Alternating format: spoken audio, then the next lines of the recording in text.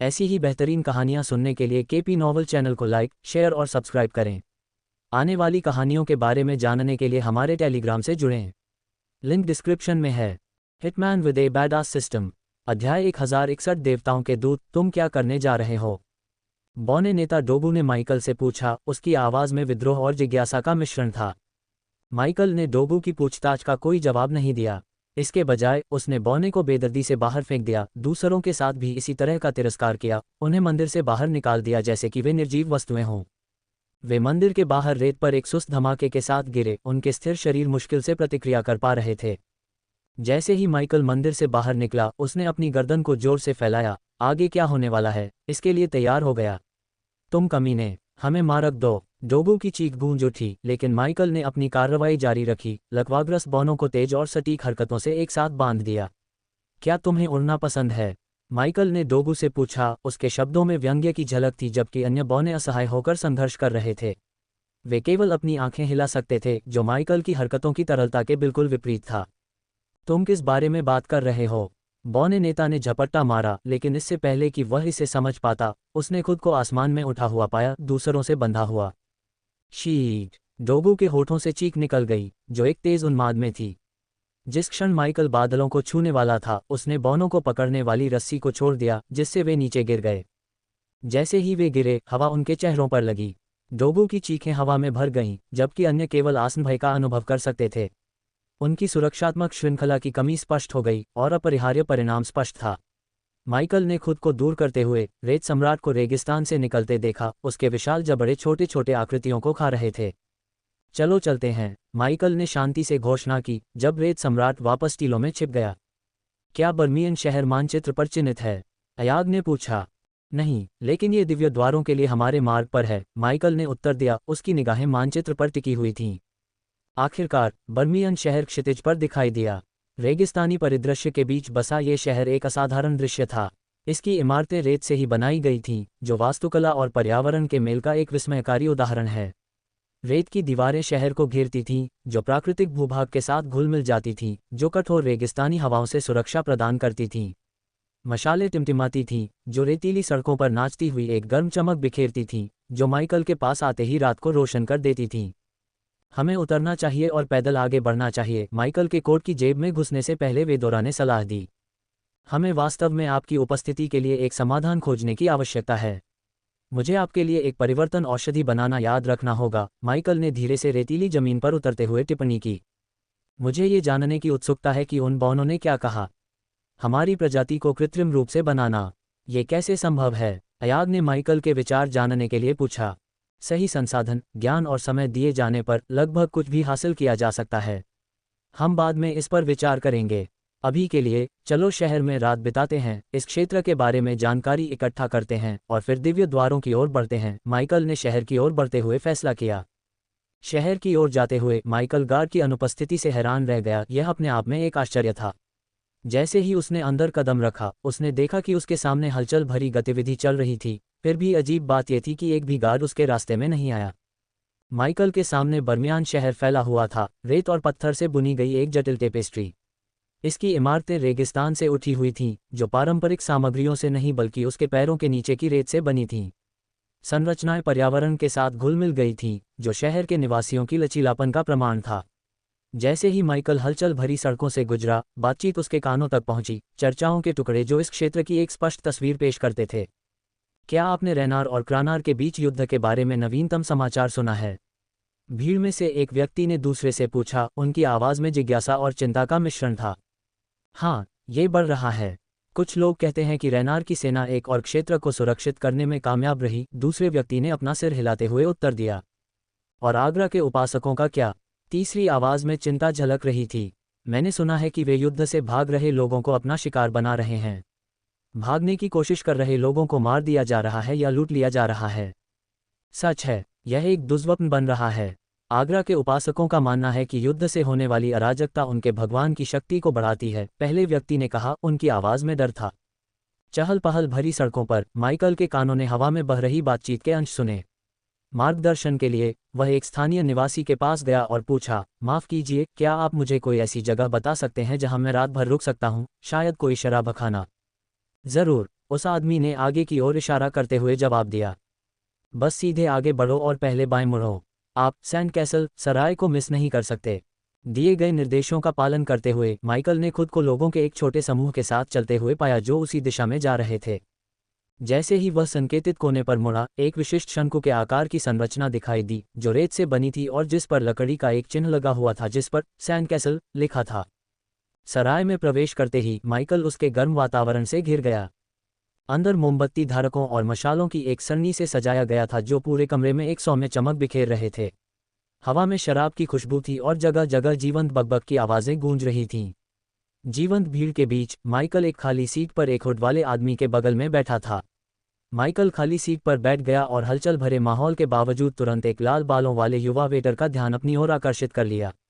मैं आपके लिए क्या ला सकता हूँ? आज रात हमारा विशेष व्यंजन भुने हुए मेमने के चॉप्स और ताज़ा पीसा हुआ इले है, वेटर ने पेश किया।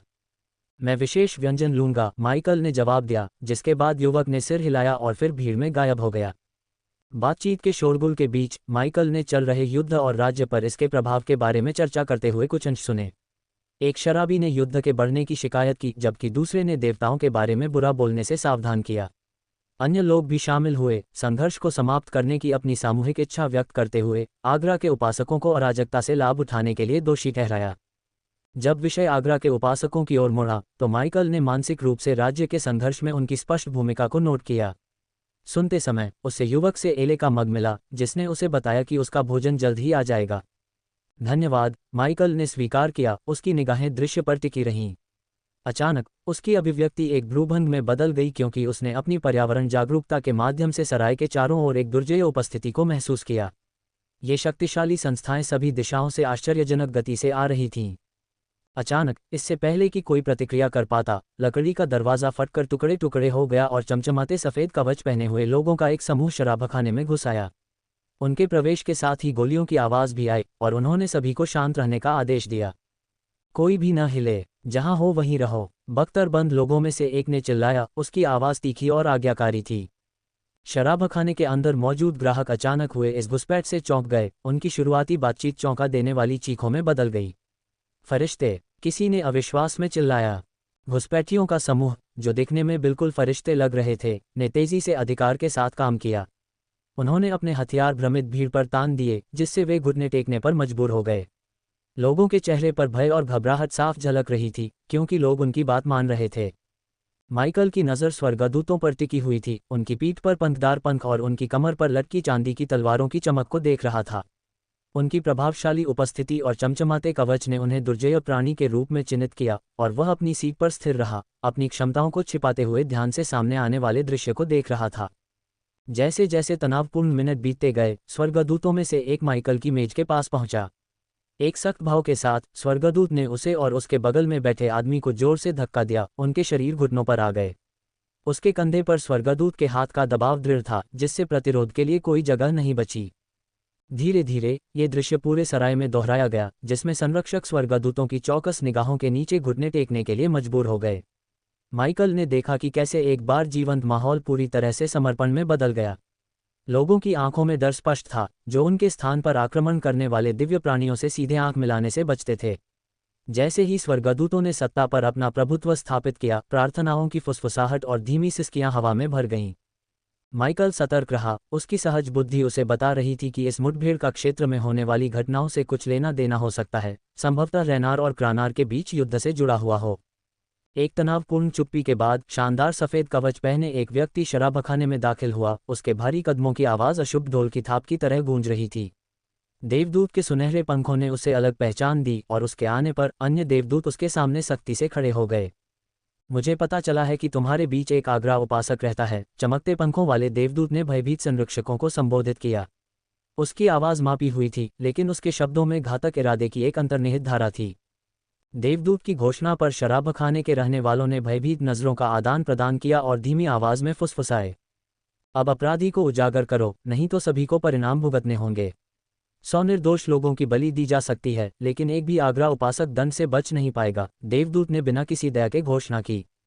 अगर ये दुनिया कठोर लगती है तो देवताओं के राज्य के लिए खुद को तैयार करो। वहाँ हालात कहीं ज्यादा बदतर हैं, माइकल के विचारों में नित्रोएल की चेतावनी गूंज उठी। उसने अपना सिर नीचे झुका रखा, अपनी ईश्वरीय पहचान को छिपाते हुए। जैसे ही उसकी आंखें ऊपर की ओर उठी, उसने देखा कि देवदूत की नज़र उस पर टिकी हुई है। माइकल को निराशा हुई। देवदूत लगातार उसकी ओर बढ़ा। यहाँ आसन मृत्यु की गंध है, सुनहरे पंखों वाले देवदूत ने गहरी सांस लेते हुए कहा, मानो माइकल के आसपास की हवा का स्वाद ले रहा हो। देवदूत के होठों से एक हंसी निकली और वह माइकल के करीब झुक गया। आह, यहाँ हमारे पास क्या है? खबर है कि तुम दिव्य द्वार के लिए बाध्य हो, लेकिन क्या तुम्हें लगता है कि तुम किसी की नज़र में आए बिना भाग सकते हो? देवदूत के सवाल पर व्यंग्यात्मक मनोरंजन की झलक दिखी, क्योंकि उसने जानबूझकर अपनी तलवार धीरे धीरे बाहर निकाली। अंदर ही अंदर आहें भरते हुए माइकल पूरी तरह से हैरान था, ये समझने में असमर्थ था कि देवदूत ने उसके इरादों का कैसे अनुमान लगाया। माली पर भी संदेह हुआ, लेकिन उसे यह विश्वास करना मुश्किल लगा कि वह उसे धोखा दे सकती है। अध्याय 1062 स्वर्गदूतों को मारना। नेता स्वर्गदूत की मांग तनावपूर्ण वातावरण में भारी पड़ गई, जिससे मधुशाला के ग्राहक डर और चुप्पी में पीछे हट गए। किसी ने भी एक शब्द भी बोलने की हिम्मत नहीं की। मापी हुई सटीकता के साथ स्वर्गदूत ने अपनी तलवार को माइकल और उसके बगल में बैठे ग्राहक के बीच खतरनाक तरीके से रखा। माइकल के विचार स्वर्गदूत के शब्दों से जूझते हुए दौड़े। वह किस बारे में बात कर रहा है? उसने खुद से कहा, स्थिति से हैरान। पोर्टल का स्थान बताओ और मैं तुम्हें शीघ्र मृत्यु प्रदान करूंगा, प्रमुख स्वर्गदूत ने आदेश दिया। माइकल की भारी आह ने उसकी बढ़ती हताशा को रेखांकित किया। उसे दिव्य पोर्टल खोजने की उम्मीद थी, लेकिन इस मुठभेड़ से पता चला कि स्थिति कहीं अधिक जटिल थी। किसी ने वास्तव में पोर्टल को छिपा दिया था, संभवतः वही आगरा उपासक जिसे ये स्वर्गदूत खोज रहा था। माइकल के दिमाग में यह समझने की दौड़ लगी कि यह कैसे और क्यों हुआ। स्वर्गदूत की आवाज़ कठोर हो गई। कोई जवाब नहीं, तो उसने माइकल को गौर से देखा। स्वर्गदूत की तलवार पर सुनहरी रोशनी छाने लगी और माइकल ने खुद को टकराव के लिए तैयार कर लिया। उसने खुद का बचाव करने और जवाबी हमला करने का इरादा किया, हालांकि वह जानता था कि इससे युद्ध में शामिल होने से पहले अधिक जानकारी इकट्ठा करने की उसकी योजना जटिल हो जाएगी। अप्रत्याशित रूप से माइकल के बगल में खड़ा हुड वाला व्यक्ति हरकत में आ गया। उसकी आवाज़ में एक हताश कर देने वाली गड़गड़ाहट थी। एक लाल किरण निकली जो स्वर्गदूत की छाती पर लगी और उसे भीड़ में फेंक दिया। घटनाओं के इस मोड़ ने माइकल को आश्चर्यचकित कर दिया, क्योंकि अन्य स्वर्गदूत जवाब देने के लिए दौड़ पड़े। आगरा के उपासक को मार डालो, वे एक स्वर में चिल्लाए, हुड वाले व्यक्ति की ओर बढ़ते हुए। अगर तुम जीना चाहते हो तो मेरे साथ आओ, हुड वाले व्यक्ति की आवाज़ माइकल के दिमाग में गूंज उठी। जैसे ही अन्य स्वर्गदूत चारों ओर से घेर लिए गए, हुड वाले व्यक्ति ने चतुराई से अपनी जेब से एक वस्तु निकाली और उसे जमीन पर फेंक दिया। परिणामस्वरूप विस्फोट ने उन्हें घने लाल धुएं में ढक दिया। घूमते हुए धुंध के भीतर एक हाथ माइकल के कंधे पर पड़ा और उसके चारों ओर की दुनिया विकृत और मुड़ गई। एक पल के अंतराल में मधुशाला का दृश्य और उसका कोलाहल गायब हो गया। उसकी जगह बंजर रेगिस्तान ने ले ली, क्योंकि माइकल ने खुद को हुड वाली आकृति के साथ पाया। माइकल के माथे पर एक उलझन भरी लकीर जम गई। क्या उसने हमें अपनी गंदगी में घसीटा है? माइकल की जेब से निकली अयाग की आवाज़ चिंता से भरी हुई थी। माइकल ने बिना समय बर्बाद किए, तुम कौन हो? उसने पूछा। हुड पहने हुए व्यक्ति ने धीरे धीरे खुद को प्रकट किया। हुड के नीचे से लाल बाल झर रहे थे और लाल आंखें माइकल की निगाहों पर टिकी हुई थीं। उसके माथे पर एक छोटी सी लौ का निशान था, जो भगवान आगरा के प्रति उसकी निष्ठा को दर्शाता था। लेकिन आकृति अभी खत्म नहीं हुई थी। असली सवाल यह है कि तुम कौन हो? उसने पलटकर जवाब दिया। माइकल ने अपना संयम बनाए रखा, जबकि हुड वाला व्यक्ति आगे बढ़ रहा था। देवदूत की तलवार पर आपकी प्रतिक्रिया दिलचस्प थी, या यूं कहें कि आपकी प्रतिक्रिया की कमी। केवल एक अनुभवी हत्यारा ही बिना किसी डर के उस तलवार का सामना कर सकता है। यह इस दुनिया में दुर्लभ है। आपने एक बार भी नहीं हिलाया। तो तुम कौन हो? आकृति के गहन अवलोकन कौशल ने माइकल को चौंका दिया। मैं शायद कोई ऐसा व्यक्ति हूं जो तुम्हारी परेशानियों में नहीं फंसना चाहता, माइकल ने अपनी बाहें मोड़ते हुए जवाब दिया। आकृति ने अपना सिर हिलाया। नहीं, तुम दिव्य द्वारों की खोज में लगे हुए व्यक्ति हो। जब देवदूत ने उनका उल्लेख किया तो तुम्हारी जिज्ञासा स्पष्ट थी। तुम्हारी आंखों की चमक ने ही तुम्हें पहचान लिया। उस आकृति की अंतर्दृष्टि की गहराई ने माइकल को वास्तव में आश्चर्यचकित कर दिया। हम सहयोगी हो सकते हैं, अग्रपूजक ने सुझाव दिया। माइकल का संदेह स्पष्ट था। और मुझे क्यों विश्वास करना चाहिए कि तुम किसी भी तरह से सहायता कर सकते हो? अकेले ये कि मैं स्वेच्छा से स्वर्गदूतों के साथ तुम्हारी गड़बड़ी में कदम रखूंगा, उसने जवाब दिया। क्योंकि तुम में कुछ अलग है, अग्रपूजक ने उत्तर दिया। माइकल के उत्तर देने से पहले उसने अपने आसपास की हवा में विकृति महसूस की। वे आ रहे हैं, सबा ने उनके मानसिक लिंक के माध्यम से फुसफुसाते हुए कहा, एक आसन टेलीपोर्टेशन का पता लगाते हुए। सबा के पूर्वाभास के अनुसार माइकल और अग्रपूजक के बगल में एक पोर्टल प्रकट हुआ। मधुशाला पर हमला करने वाले स्वर्गदूतों के उसकी गहराई से निकलते ही नीला भंवर चमक उठा। एक अग्र पूजक और उसका अनुयायी प्रमुख स्वर्गदूत ने उपहास किया। मुखौटा और हेलमेट अभी भी उसके चेहरे को छिपा रहा था, यद्यपि उपासक के प्रति उसकी अवमानना स्पष्ट थी। तुम मुझे ऐसे नीच देवता के भक्त नहीं लगे, मुख्य देवदूत ने टिप्पणी की। उसकी नज़र माइकल पर गई। क्योंकि मैं नहीं हूं, माइकल ने शांति से उत्तर दिया। दिलचस्प, देवदूत ने अपनी थोड़ी को सहलाते हुए सोचा। फिर उसने अपना ध्यान लाल बालों वाले अग्र उपासक पर केंद्रित किया। नेता के पीछे के देवदूत हरकत में आ गए। माइकल और अग्रोपासक के पीछे प्रकट हो गए। घुटनों पर तेज किक ने उन दोनों को रेत पर गिरा दिया, जिससे वे रक्षाहीन हो गए। हमसे बचने का तुम्हारा कमजोर प्रयास हास्यास्पद है। एकमात्र टेलीपोर्टेशन पोर्टल तुम्हें हमारी पकड़ से नहीं बचाएगा। मुझे दुख है कि तुमने सोचा कि तुम हमसे बच सकते हो। मुख्य देवदूत ने उपासक के पास पहुंचकर उसके चेहरे पर जोरदार तमाचा मारा। थियो, हम इन दोनों को महामहिम रेनार के मंदिर में ले जाएंगे और उनकी आत्माओं को शुद्ध करेंगे, एक अन्य देवदूत ने महामहिम के उपासक के कंधे को मजबूती से पकड़ते हुए सुझाव दिया। सहमत हूं, हालांकि हमें पहले उससे दिव्य द्वारों का पता लगाना चाहिए। महामहिम उनके स्थान की इच्छा रखते हैं। मुख्य देवदूत थियो ने सहमति जताई। मैं एक शब्द भी नहीं बोलूंगा, महामहिम के उपासक ने विद्रोही स्वर में कहा। हाँ, मुझे पता है। महामहिम के अनुयायी उन पर पड़ने वाले किसी भी अत्याचार को सहन कर सकते हैं, उस दुष्ट देवता की सेवा करने का एक अनूठा गुण। लेकिन यहाँ तुम्हारे साथी के बारे में क्या? थियो की नज़र माइकल पर गई, उसका स्वर गणनापूर्ण था। मैंने उसे अपने जीवन में पहले कभी नहीं देखा, माइकल ने कहा। स्वर्गदूतों और आगरा के उपासक के कारण उसकी सतह के नीचे जलन उबल रही थी। मजबूत रहो दोस्त, हम इससे बाहर निकलेंगे। इन बेवकूफ़ों से डरो मत, अग्रपूजक ने माइकल को आश्वस्त किया, स्वर्गदूतों को गुमराह करने के लिए एक चालाक चाल का इस्तेमाल करते हुए कि वे सहयोगी थे। अविश्वसनीय, अयाग ने फुसफुसाया, उसकी झुंझलाहट स्पष्ट थी। माइकल ने अग्रपूजक की चाल और उसकी धूर्त मुस्कान को समझ लिया, लेकिन जब थियो ने अपना ध्यान वापस माइकल की ओर लगाया तो मुस्कान फीकी पड़ गई और उसकी जगह नकली क्रोध ने ले ली। तुम उस पर एक उंगली भी उठाने की हिम्मत मत करना। अग्रपूजक भड़क उठा। थियो का चेहरा गुस्से से मनोरंजन में बदल गया और शैतानी हंसी आ गई। तुम अपने दोस्त के किस अंग को सबसे ज्यादा संजोते हो? व्यक्तिगत रूप से मुझे उसके पैरों के बीच जो कुछ भी है उसे काटने का बहुत शौक है। लेकिन चलो उसकी उंगलियों से शुरू करते हैं, उसने एक भयावह व्यवहार करते हुए टिप्पणी की। उसे देखो, क्या वह वाकई मेरा दोस्त लगता है? माइकल ने बीच में ही टोकते हुए कहा। उसे एहसास हुआ कि अग्रपूजक चालाकी से काम कर रहा था। जैसे ही थियो माइकल की जांच करने के लिए मुड़ा, उसकी मुस्कान गायब हो गई और जल्दी ही नकली गुस्से की परत ने उसकी जगह ले ली। एक पल के लिए भी मत सोचो कि तुम हमें हेरफेर कर सकते हो, थियो ने अपनी सांस के नीचे फुसफुसाया। बेवकूफ़ हो, अयाग ने फुसफुसाते हुए कहा, उसकी हताशा साफ झलक रही थी। थियो धीरे धीरे माइकल की ओर बढ़ा, जबकि उसके पीछे खड़े देवदूत ने माइकल का हाथ पकड़ लिया और उसे ऊपर उठा दिया। आगरा ये सब देख रहा है, कमीने। वह मेरी मदद के लिए आएगा। भगवान आगरा की शक्ति को याद करो, आगरा के उपासक ने चुनौती भरे स्वर में कहा। नहीं, वह ऐसा नहीं करेगा। देवदूत ने पलटवार करते हुए एक चतुर चाल के साथ एक सुनहरा गोला बनाया। एक उछाल के साथ गोला रेतीली जमीन पर गिर गया, जिससे उनके चारों ओर एक झिलमिलाता सुनहरा गुंबद बन गया। अब आप टेलीपोर्टेशन से अलग हो गए हैं और अपने घृणित भगवान द्वारा दी गई किसी भी शक्ति का उपयोग करने से रोक दिए गए हैं। थियो ने ताना मारते हुए कहा, आगरा तुम्हें कुछ नहीं दे सकता। सच में, कोई भी देवता शरण नहीं दे सकता, थियो ने मजाकिया हंसी के साथ कहा। इस बीच माइकल ने जल्दबाजी में अपने विश्लेषक को सुनहरे गोले का मूल्यांकन करने का निर्देश दिया। ये वस्तु एक ऊर्जा अवरोधक है। ये सभी निगरानी को बाधित करेगी और इसके अवरोध के माध्यम से ऊर्जा प्रवाह को रोक देगी। यदि आप अपनी शक्तियों का उपयोग करना चुनते हैं तो यह आपकी दिव्य आभा को भी छिपा सकती है। हालांकि इस वस्तु की एक बार उपयोग की सीमा है, सिस्टम विश्लेषक ने माइकल को बताया। देवदूतों और थियो को पता नहीं था कि उन्होंने अनजाने में खुद को एक देवता के साथ घेर लिया था।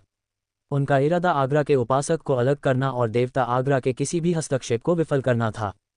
हम उसकी छोटी उंगली से शुरू करेंगे, प्रक्रिया का आनंद लेंगे, थियो ने टिप्पणी की, माइकल की छोटी उंगली पर एक खंजर रखते हुए।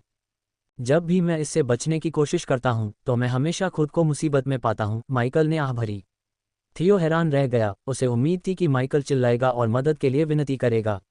इसके बजाय माइकल शांत दिखाई दिया और आह भरी। बस तुम्हें पता है, मैं सच बोल रहा था। मैं उससे पहले कभी नहीं मिला था, माइकल ने शांति से कहा।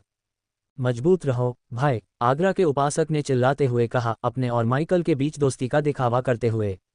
अब तुम्हें दिखावा करने की जरूरत नहीं है, माइकल ने टिप्पणी की। मैंने इससे बहुत कुछ सह लिया है, थियो ने माइकल की छोटी उंगली पर अपना खंजर मारते हुए कहा। हालांकि खंजर माइकल की त्वचा को छेदने में विफल होने पर टूट गया। देवदूत और थियो स्तब्ध रह गए, लेकिन इससे पहले कि वे प्रतिक्रिया कर पाते, सुनहरा गुंबद काला पड़ने लगा। क्या बकवास है, माइकल को रोकने वाले देवदूत ने बड़बड़ाते हुए कहा। जब माइकल ने अपने कंधे पर बल का विरोध किया, देवदूत के प्रयासों के बावजूद अपने पैरों पर खड़ा हुआ। एक पल में माइकल ने थियो की गर्दन पकड़ ली, उसे कुचल दिया और थियो के धातु के मुखौटे को चकनाचूर कर दिया। लेकिन इससे पहले कि माइकल थियो को खत्म कर पाता, उसके पीछे खड़े 2 स्वर्गदूतों ने अपनी पवित्र तलवारों से उसे छुरा घोंपने का प्रयास किया। तेजी से माइकल ने थियो को एक तरफ फेंक दिया और हमलावर स्वर्गदूतों से बच निकला। तरल गति के साथ उसने पीछे से 2 काली तलवारें खींची और कुछ ही सेकंड में स्वर्गदूतों के हाथ काट दिए, जिससे वे पीड़ा में चीखने लगे। बिना किसी हिचकिचाहट के माइकल आगे बढ़ा और स्वर्गदूतों का सिर काट दिया। सिस्टम नोटिफिकेशन की अनदेखी करते हुए उसने पलक झपकते ही 2 दिव्य प्राणियों को मार गिराया। जैसे ही माइकल मुड़ा, उसके चेहरे पर खून के छींटे पड़े, जिससे एक अशुभ दाग बन गया। आगरा उपासक और थियो को आखिरकार समझ में आ गया कि माइकल न तो एक साधारण हत्यारा था और न ही एक नश्वर, बल्कि एक देवता था। तुम एक देवता हो, थियो ने पूरी तरह से चौंक कर कहा। शेष 4 स्वर्गदूत तुरंत थियो के पीछे प्रकट हुए और माइकल के विरुद्ध खड़े हो गए। उन्होंने अग्रपूजक को अपनी पकड़ से मुक्त कर दिया, क्योंकि उन्हें लगा कि उनके सामने बड़ा खतरा है। मुझे लगा कि स्वर्गदूतों को अच्छाई और दयालुता का प्रतीक होना चाहिए, माइकल ने अपनी कलाई का उपयोग करके अपने चेहरे से खून पोंछते हुए कहा। लगता है मैं गलत था, माइकल ने टिप्पणी की। कोई भगवान यहाँ कैसे मौजूद हो सकता है? आप कौन से भगवान हैं? थियो की आवाज़ गूंजी। यह एक ऐसा प्रश्न है जिसका उत्तर आप इस जीवन में नहीं खोज पाएंगे, माइकल ने शांति से उत्तर दिया। साथ ही सुनहरे गुंबद के भीतर अंधकार ने जगह को घेर लिया, जिससे वह बिल्कुल काला हो गया। अग्रपूजक स्वर्गदूतों की चीखों और धातु और मांस दोनों को चीरती हुई ब्लेडों की कर्कशता से भयभीत होकर धीरे धीरे दूर चला गया। खून के छींटे और गंध की धातु जैसी तीखी गंध ने हवा को भर दिया, जिससे उसकी इंद्रियां अभिभूत हो गईं। अध्याय 1063 देवताओं के क्षेत्र में खेती के क्षेत्र। जैसे ही सुनहरे गुंबद के भीतर का अंधेरा छट गया, अग्रपूजक ने अपनी आंखों में डर और सदमे के मिश्रण के साथ माइकल को देखा। उसने महसूस किया कि उस आदमी के बारे में कुछ गड़बड़ है, लेकिन यह रहस्योद्घाटन कि वह एक देवता था ने उसे पूरी तरह से चौंका दिया। अब जब आपने मुझे अपनी गंदगी में घसीट लिया है, तो क्या आप मुझे बताएंगे कि दिव्य द्वार कहाँ मिलेंगे? माइकल ने शांत भाव से पूछा, अग्रपूजक की ओर बढ़ते हुए, जिसका ध्यान कटे हुए स्वर्गदूतों के बेजान रूपों पर केंद्रित था। हमने कभी अपना परिचय ठीक से नहीं दिया। चलो तुम्हारे नाम से शुरू करते हैं। माइकल ने अग्रपूजक को अपने पैरों पर खड़ा करने में मदद करने के लिए अपना हाथ बढ़ाते हुए प्रस्ताव रखा। अपने आश्चर्य के बावजूद डार्थ ने भगवान का हाथ पकड़ लिया और खड़ा हो गया। मैं डार्थ हूँ, अग्रपूजक ने उत्तर दिया। मैं भूत हूँ, और तुम्हारा अस्तित्व तुम्हारे विवेक पर टिका है कि यहाँ क्या हुआ, माइकल ने आश्वस्त मुस्कान के साथ डार्थ से कहा। जवाब में डार्थ की रीढ़ में एक बेचैन करने वाली सिहरन दौड़ गई। अब क्या हमें वहां जाना चाहिए जहां तुमने दिव्य द्वार छिपाए हैं, इससे पहले कि और देवदूत प्रकट हों? माइकल ने पूछा। सुनहरे गुंबद की फीकी पड़ती झिलमिलाहट को देखते हुए वह जानता था कि इसका प्रभाव कम होने वाला था। तदनुसार उसने अपना हाथ बाहर की ओर बढ़ाया, जिससे काली लपटों की एक धारा निकली जिसने स्वर्गदूतों को तेजी से राख में बदल दिया। डार्थ ने तापमान में नाटकीय रूप से वृद्धि महसूस की, जिससे उसे पसीना आ गया। शव जल्द ही राख में बदल गए और काली लपटें कम होने के बाद तापमान सामान्य हो गया। डार्थ ने सिर हिलाया, ऐसे दुर्जय देवता की उपस्थिति से लगभग अवाक रह गया। जैसे ही गुंबद के अवशेष पूरी तरह से गायब हो गए, माइकल घटनास्थल से दूर जाने लगा और डार्थ उसके पीछे पीछे चला गया। मैंने कभी नहीं सोचा था कि भाग्य की देवी फोर्टुना किसी देवता को भेजकर मेरी सहायता के लिए आएगी, डार्थ ने चलते समय विश्वास में कहा। तो आप आगरा के उपासक हुआ करते थे, माइकल ने डार्थ के दुनिया के ज्ञान को और गहराई से जानने की कोशिश करते हुए टिप्पणी की। मैं था, लेकिन अब मैं उस खेल से बाहर हूँ। मैं एक भटकता हुआ व्यक्ति हूँ, किसी भी देवता से बंधा नहीं हूँ, डार्थ ने खुलासा किया। ये काफी मुश्किल स्थिति लगती है। तो आपकी योजना क्या है? ये देखते हुए कि देवदूत आपको नहीं छोड़ेंगे और ऐसा लगता है कि आगरा जल्द ही आपकी सहायता के लिए नहीं आएगा, माइकल ने दुनिया से परिचित किसी व्यक्ति का वेश धारण करते हुए बातचीत जारी रखी। डार्थ को दुनिया के कामकाज के बारे में जानकारी थी और माइकल को उससे और अधिक जानकारी प्राप्त करने की आवश्यकता थी। मैं अनंत महासागर की ओर जा रहा हूँ। दिव्य द्वार वहां पहुंचने के मेरे साधन के रूप में काम करेंगे। मैं इस दयनीय जगह से बच सकता हूं और अपने बाकी दिन समुद्र पर बिता सकता हूं, अपना एक सपना पूरा कर सकता हूं, डार्थ ने समझाया। लेकिन अगर स्वर्गदूतों को लगता था कि तुमने दिव्य द्वार ढूंढ लिए हैं और उन्हें छिपा दिया है, तो तुमने बर्मियन शहर लौटने के बजाय उनका इस्तेमाल क्यों नहीं किया? माइकल ने पूछा। मुझे अपने किसी प्रिय व्यक्ति को अलविदा कहना था। ऐसा करने के बाद मैं शांति से इस राज्य से विदा ले सकता हूँ, डार्थ ने आह भरी। अगर तुम मुझसे नहीं मिलते तो तुम्हारी यात्रा बहुत कम शांतिपूर्ण होती, माइकल ने मुस्कराते हुए जवाब दिया। सच है, भाग्य ने मुझ पर कृपा की है, डार्थ ने जवाब दिया। हालांकि जब तक तुम छिपे हुए द्वारों का स्थान नहीं बता देते तब तक भाग्य तुम्हें सुरक्षित रखने के लिए पर्याप्त नहीं होगा। मुझे निम्बोसिया पहुंचने के लिए उनकी ज़रूरत है, माइकल ने दृढ़ता से कहा। तुम उनका इस्तेमाल अपने इच्छित गंतव्य तक पहुंचने के लिए कर सकते हो। मैं तुम्हें शुभकामनाएं देता हूं। जब देवताओं के समूह को पता चलेगा कि कोई दुष्ट देवता इधर उधर भटक रहा है तो तुम्हें इसकी जरूरत पड़ेगी, डार्थ ने रेगिस्तान में अपनी यात्रा जारी रखते हुए कहा। तुम रैनार के स्वर्गदूतों को मारने में कामयाब रहे, लेकिन देवताओं के समूह द्वारा भेजे जाने वाले स्वर्गदूतों को कम मत आंको। वे कहीं अधिक दुर्जय होंगे, जिनमें से प्रत्येक एलिमेंटल एट्यूनमेंट क्षेत्र में या उससे ऊपर होगा, डार्थ ने चेतावनी दी। माइकल ने स्वर्गदूतों के साधना क्षेत्र के स्तरों को मन ही मन नोट किया और इसे इस दुनिया में सत्ता के पदानुक्रम के बारे में अधिक जानने के अवसर के रूप में इस्तेमाल किया। उसने पहचाना कि इस दुनिया में चाहे नश्वर लोगों की साधना कितनी भी उन्नत क्यों न हो, वे देवताओं की तुलना में फीके हैं। फिर भी स्वर्गदूतों के साधना क्षेत्र ने एक देवता की शक्ति का सामना करने की उनकी क्षमता निर्धारित की।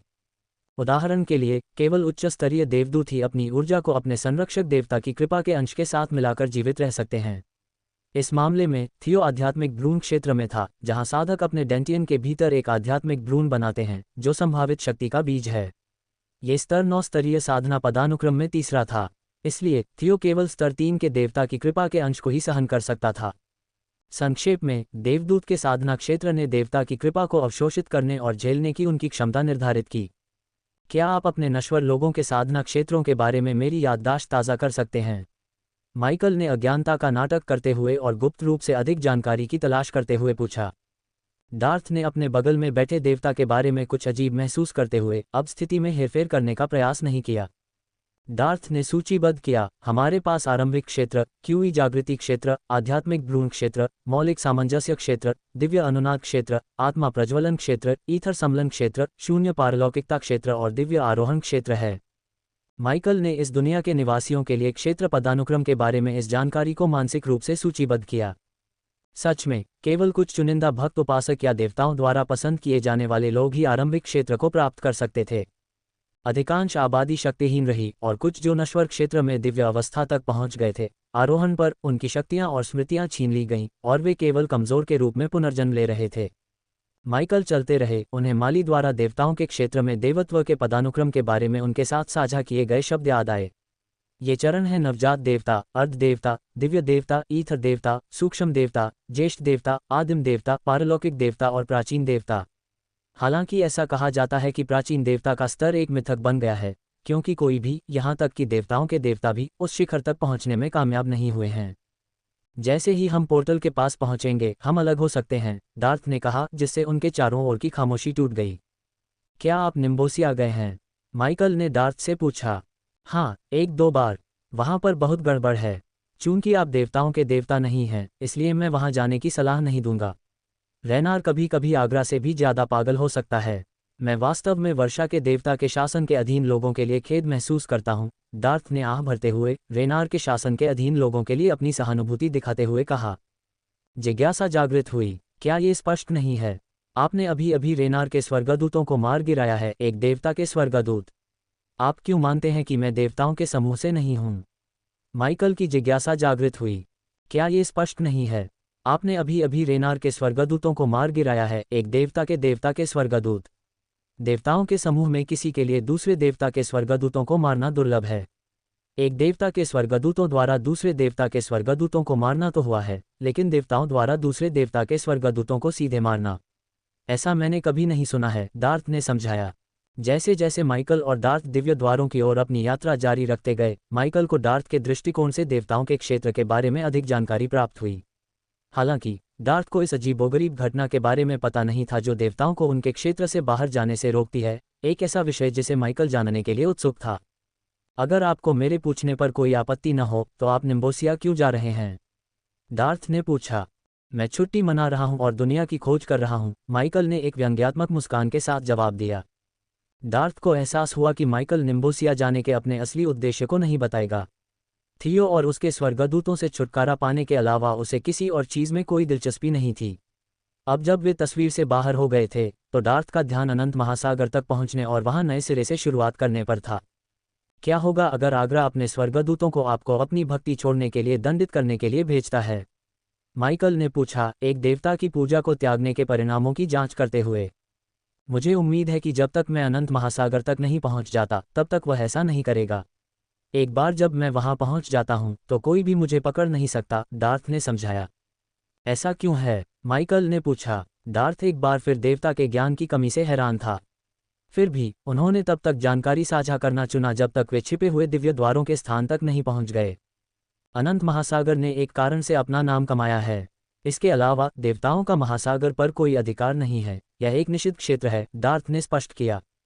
जब वे बातचीत कर रहे थे वे एक रेत के टीले पर चढ़ गए और दूरी में नखलिस्तान को देखा।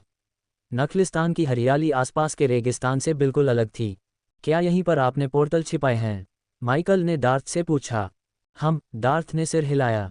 एक राहत भरी सांस के साथ माइकल और डार्थ नखलिस्तान की ओर बढ़े। निवासियों की स्पष्ट कमी के बावजूद माइकल सतर्क रहा, उसकी इंद्रियां हाई अलर्ट पर थीं। मुझे भ्रम दूर करने के लिए कुछ समय दें।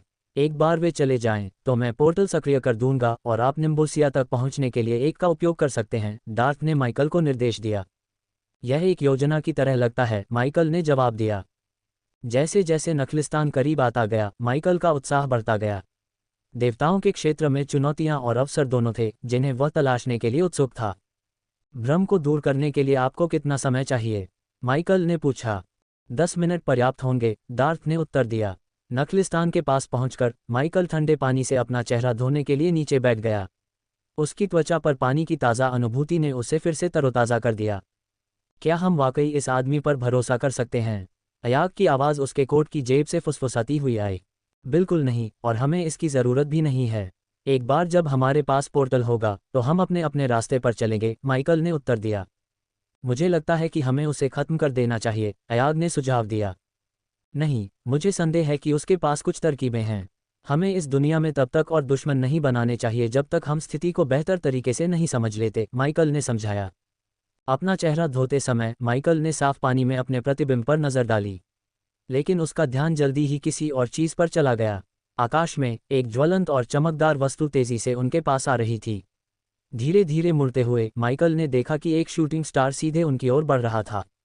उसके ऊपर एक असहज भावना छा गई, उसने भौहें सिकोड़ ली, उसे लगा कि कुछ गड़बड़ है। शूटिंग स्टार बड़ा हो गया और पास आ गया। लानत है, माइकल ने नखलिस्तान में छलांग लगाई जैसे ही आग का गोला पास की रेत से टकराया, जिससे एक शक्तिशाली विस्फोट हुआ। पानी से बाहर निकलते हुए माइकल ने धुएं और रेत के बाद एक आकृति को निकलते देखा। ज्वलंत माहौल के साथ कवच की भारी खनक थी और खून की धातु जैसी गंध हवा में फैल गई। आगरा तुमसे थोड़ी बात करना चाहता है, डार्थ, आकृति की आवाज़ धुएं के बीच से कटी और रेत। माइकल की नज़र डार्थ पर गई, जो धीरे धीरे अपने पैरों पर खड़ा हो रहा था। वह अपने पसंदीदा देवदूत को वापस चाहता है, आकृति के शब्द सीधे डार्थ पर लक्षित थे। अध्याय 1064 भगवान आगरा और उनके देवदूत। लान शब्द डार्थ के होठों से फिसल गया क्योंकि उसने बड़ी मुश्किल से अपने पैर जमाए। इस बीच माइकल नखलिस्तान में तैरता रहा, उसका सिर पानी के ऊपर था। वेदोरा की पानी के भीतर सांस लेने की क्षमता उसके लिए जीवन रक्षक साबित हुई। भगवान आगरा के देवदूत लान ने डार्थ की गर्दन पकड़ी और उसे जमीन से ऊपर उठाया। माइकल को पता नहीं था, जो अब इस अपरिचित दुनिया में देवदूतों की साधना के स्तर को नहीं समझ सकता था, लान साधना के 5वें चरण सेलेस्टियल रेजोनेंस दायरे में था। इसका मतलब था कि वह शक्ति बढ़ाने के लिए स्तर 5 भगवान आगरा की कृपा का एक अंश अवशोषित कर सकता था। अब आप पानी से बाहर निकल सकते हैं, माइकल को संबोधित करते हुए लान की आवाज़ में आवाज़ आई। आह भरते हुए माइकल पानी से बाहर निकला, उसकी गर्दन को खींचते समय चटकने की आवाज़ आ रही थी। आप कौन हैं? डार्थ के दोस्त, लान ने सवाल किया, लेकिन माइकल चुप रहा। मैं उसके पास वापस नहीं जा रहा हूँ, लान। मैंने उसकी सेवा करना बहुत सहन कर लिया है, डार्थ ने गुस्से और दर्द से भरी आवाज़ में गुर्राहट की। माइकल इस बात से हैरान रह गया कि डार्थ वास्तव में आगरा का एक देवदूत था। डार्थ की बातें सुनकर माइकल को आगरा और डार्थ के बीच एक जटिल इतिहास का आभास हुआ। तुम अपने मामले सुलझाओ, मुझे बस निम्बोसिया पहुंचने के लिए दिव्य द्वार चाहिए, माइकल ने बीच में कहा। उसके इरादे स्पष्ट थे। वह आगरा या उसके सामने मौजूद 2 देवदूतों के साथ कोई संबंध नहीं रखना चाहता था। चुप रहो, नश्वर, लान की चीख ने माइकल पर एक शक्तिशाली शॉकवेव भेजी। माइकल ने अपनी सुरक्षा कवच को प्रतिक्रिया न करने की इच्छा जताई, जिससे शॉकवेव उसे हवा में उछाल सके। उसे अपनी शक्तियों का उपयोग करने से बचने की जरूरत थी ताकि वह अपनी उपस्थिति के बारे में देवताओं को सचेत न कर सके। थियो और उसके देवदूतों के विपरीत, लान ईश्वरीय हस्तक्षेप को रोकने के लिए कलाकृतियों पर निर्भर नहीं था। डार्थ की नज़र माइकल और लान के बीच घूम गई। उसकी आंखों में माइकल के लिए उम्मीद की एक किरण थी कि वह अपनी दिव्य शक्तियों को प्रकट करे। हालांकि माइकल ने खुद को नियंत्रित करने में कामयाबी हासिल की। विरोध मत करो डार्थ, बस उसकी कृपा के पास लौट जाओ और अपनी माफ़ी मांगो। मुझे यकीन है कि वह अपने पसंदीदा देवदूत को माफ़ करने के लिए अपने दिल में जगह बना लेगा। लान के शब्दों में एक विडंबना थी जो माइकल को भी स्पष्ट थी। डार्थ की आवाज़ हवा में फटी, एक दृढ़ संकल्प के साथ, नहीं। उसने अपनी शक्ति को प्रकट किया। ऊर्जा की एक लहर ने उसे घेर लिया। एक भयंकर अभिव्यक्ति के साथ वह आगे बढ़ा। उसकी मुट्ठी लान की छाती से टकरा गई। प्रभाव ने लान को रेत में फेंक दिया, जिससे उसके पीछे एक गहरी खाई बन गई। लान रेत से उठ खड़ा हुआ, उसका उत्साह स्पष्ट था। आह, तो तुमने अपनी रीढ़ पा ली है डार्थ। चलो देखते हैं कि तुम वास्तव में क्या कर सकते हो। उसने ताना मारा। उसकी आवाज़ प्रत्याशा से टपक रही थी। डार्थ की आंखें एक ज्वलंत संकल्प से चमक उठीं। उसने अपनी शक्ति को बुलाया और खुद को टकराव के लिए तैयार किया। खुद को तैयार करो लान, मैं अब आगरा के नियंत्रण में नहीं रहूंगा, उसने घोषणा की। अपना हाथ लहराते हुए डार्थ ने लाल लाल ऊर्जा से बने एक अलौकिक चील को बुलाया। शानदार प्राणी भव्यता के साथ प्रकट हुआ, अपने पंख फैलाए और एक तीखी चीख निकाली जो रेगिस्तान में गूंज उठी। लान के होंठ एक क्रूर मुस्कान में बदल गए। प्रभावशाली, लेकिन चलो देखते हैं कि क्या तुम्हारा पालतू मेरा मुकाबला कर सकता है, उसने जवाब दिया। उसकी अपनी शक्ति बढ़ रही थी। उसने पंखों वाले एक लाल लाल भेड़िए को बुलाया, एक प्राणी जो समान रूप से प्रभावशाली और भयंकर था। दोनों बुलाए गए प्राणी एक दूसरे पर टूट पड़े, अलौकिक रूपों की टक्कर। लाल लाल चील के पंख शक्ति के साथ फड़फड़ा रहे थे क्योंकि वह हवा में उड़ रहा था। उसके पंजे हमला करने के लिए तैयार थे। लाल लाल भेड़िया शान से उछला, उसके पंख उसे आगे की ओर धकेल रहे थे। लड़ाई के लिए उसके दांत बाहर निकले हुए थे। रेगिस्तान के तारे की रोशनी में चील के पंख चमक रहे थे और उसकी आंखें एक दूसरी दुनिया की तीव्रता से चमक रही थीं। एक झटके के साथ वह भेड़िए से टकराया। उनकी ऊर्जाओं के टकराने से उनके नीचे की रेत कांप उठी, जिससे हवा में लहरें पैदा हो गईं। डार्थ की निगाहें स्थिर रहीं क्योंकि उसने अपने बुलाए गए चील की हरकतों को नियंत्रित किया। उसे अपनी ताकत दिखाओ, उसने अपनी रचना से फुसफुसाया। लान की हंसी गूंज उठी जब उसने अपने लाल लाल भेड़िए का मार्गदर्शन किया। चलो डार्थ, क्या ये सबसे अच्छा है जो तुम कर सकते हो, उसने ताना मारा। उसकी आवाज़ मजाक उड़ा रही थी। लड़ाई जारी रही। प्रत्येक बुलाए गए ने अपने हमलों के शस्त्रागार को छोड़ दिया। उनके चारों ओर का रेगिस्तान उनकी शक्ति से हिल गया। रेत अराजक भंवरों में घूम रही थी। ऊर्जाओं के टकराव से प्रकाश और ध्वनि के विस्फोट उत्पन्न हुए जो मरुद्यान में गूंज उठे। डार्थ के दृढ़ संकल्प ने लाल लाल चील को और भी अधिक प्रेरित किया। प्रत्येक हरकत सटीक और गणनापूर्ण थी। भेड़िया अपने प्रतिद्वंद्वी से समान क्रूरता से मुकाबला कर रहा था। उसके दांत चटक रहे थे और पंख हवा में उड़ रहे थे। युद्ध में शक्ति और तीव्रता का तमाशा था। बुलाए गए प्राणियों के टकराव के बीच डार्थ की आवाज़ ने शोरगुल भरी हवा को चीर दिया। आगरा कोई देवता नहीं है, वह एक दुष्ट प्राणी है जो मृत्यु और विनाश के अलावा कुछ नहीं चाहता। उसके शब्द दृढ़ विश्वास के साथ गूंज रहे थे, युद्ध की हवाओं द्वारा बह रहे थे। लान का जवाब तेज था। उसका लाल लाल भेड़िया नए जोश के साथ चील पर झपटा। और फिर भी तुमने बिना पलक झपकाए उसी प्राणी की सेवा की। क्या बदल गया है डार्थ? अचानक उसी प्राणी पर सवाल उठा रहे हो जिसकी तुम कभी पूजा करते थे। उसकी आवाज़ में उपहास और मनोरंजन का मिश्रण था। परिदृश्य, लान के ताने जारी रहे। उसकी आवाज़ में उपहास टपक रहा था। क्या ये और मनोरंजन है? जैसे जैसे अलौकिक युद्ध आगे बढ़ता गया, माइकल बढ़ती हुई झुंझलाहट के साथ दूर से देखता रहा। दिव्य द्वार पहुंच के भीतर थे, फिर भी इन स्वर्गदूतों द्वारा व्यवधान उसकी योजनाओं को विफल कर रहा था। उसने अपनी मुट्ठियां भींच लीं। उसका धैर्य कम होता जा रहा था। वह इस संघर्ष को समाप्त करना चाहता था और निम्बोसिया तक पहुंचने के साधनों को सुरक्षित करना चाहता था। डार्थ के क्रोध और दृढ़ संकल्प ने उसके बुलाए गए बाज को और अधिक उत्तेजित कर दिया। उसकी हरकतें और अधिक जटिल हो गईं, उसके हमले और अधिक रणनीतिक हो गए। लाल लाल भेड़िए ने भी उतनी ही तीव्रता से जवाब दिया। ऊर्जा के प्रत्येक टकराव ने रेगिस्तान के परिदृश्य में झटके भेजे। लान के ताने जारी रहे। उसकी आवाज़ में मजाक की बू आ रही थी। क्या ये तुम्हारी नई नई अवज्ञा की सीमा है डार्थ? आगरा के एक वफादार सेवक का सामना करना। डार्थ की प्रतिक्रिया में दृढ़ निश्चय था। तुम सच्चाई के प्रति अंधे हो लान। तुम एक कठपुतली हो जो एक दुष्ट शक्ति का आंख मूंद कर अनुसरण कर रहे हो। मैं अब इसका हिस्सा नहीं रहूंगा। युद्ध अपने चरम पर पहुंच गया। बुलाए गए प्राणियों का संघर्ष शक्ति और इच्छा शक्ति का तमाशा बन गया। प्रत्येक प्राणी की हरकतों ने रेगिस्तान के आकाश में लाल रंग की ऊर्जा की धारियां बना दी, उनके संघर्षों से प्रकाश के विस्फोट हुए जो परिदृश्य को रोशन कर रहे थे। माइकल की झुंझलाहट हर बीतते पल के साथ बढ़ती गई। वह और अधिक देरी बर्दाश्त नहीं कर सकता था, खासकर तब जब इस क्षेत्र में उसकी उपस्थिति देवताओं के लिए अधिक स्पष्ट होती जा रही थी। उसे उन दिव्य द्वारों की आवश्यकता थी और उसे अभी उनकी आवश्यकता थी। डार्थ की आवाज़ फिर से अराजकता को चीरती हुई आई, उसके शब्दों में एक भयंकर दृढ़ संकल्प था।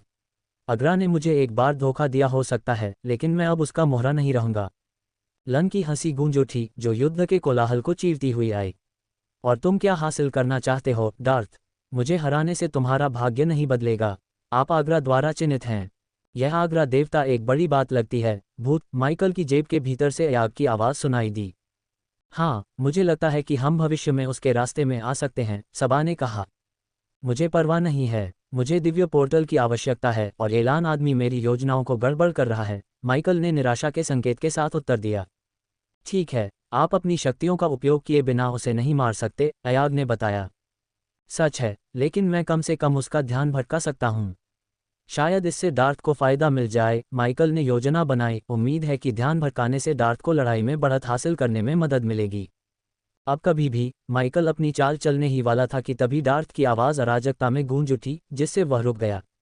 डार्थ द्वारा बुलाया गया ईथर ईगल कमज़ोर होता दिखाई दे रहा था, जबकि लाल लाल भेड़िया बड़ा हो गया और लान के आगरा से संबंध के कारण ज़्यादा खतरनाक हो गया।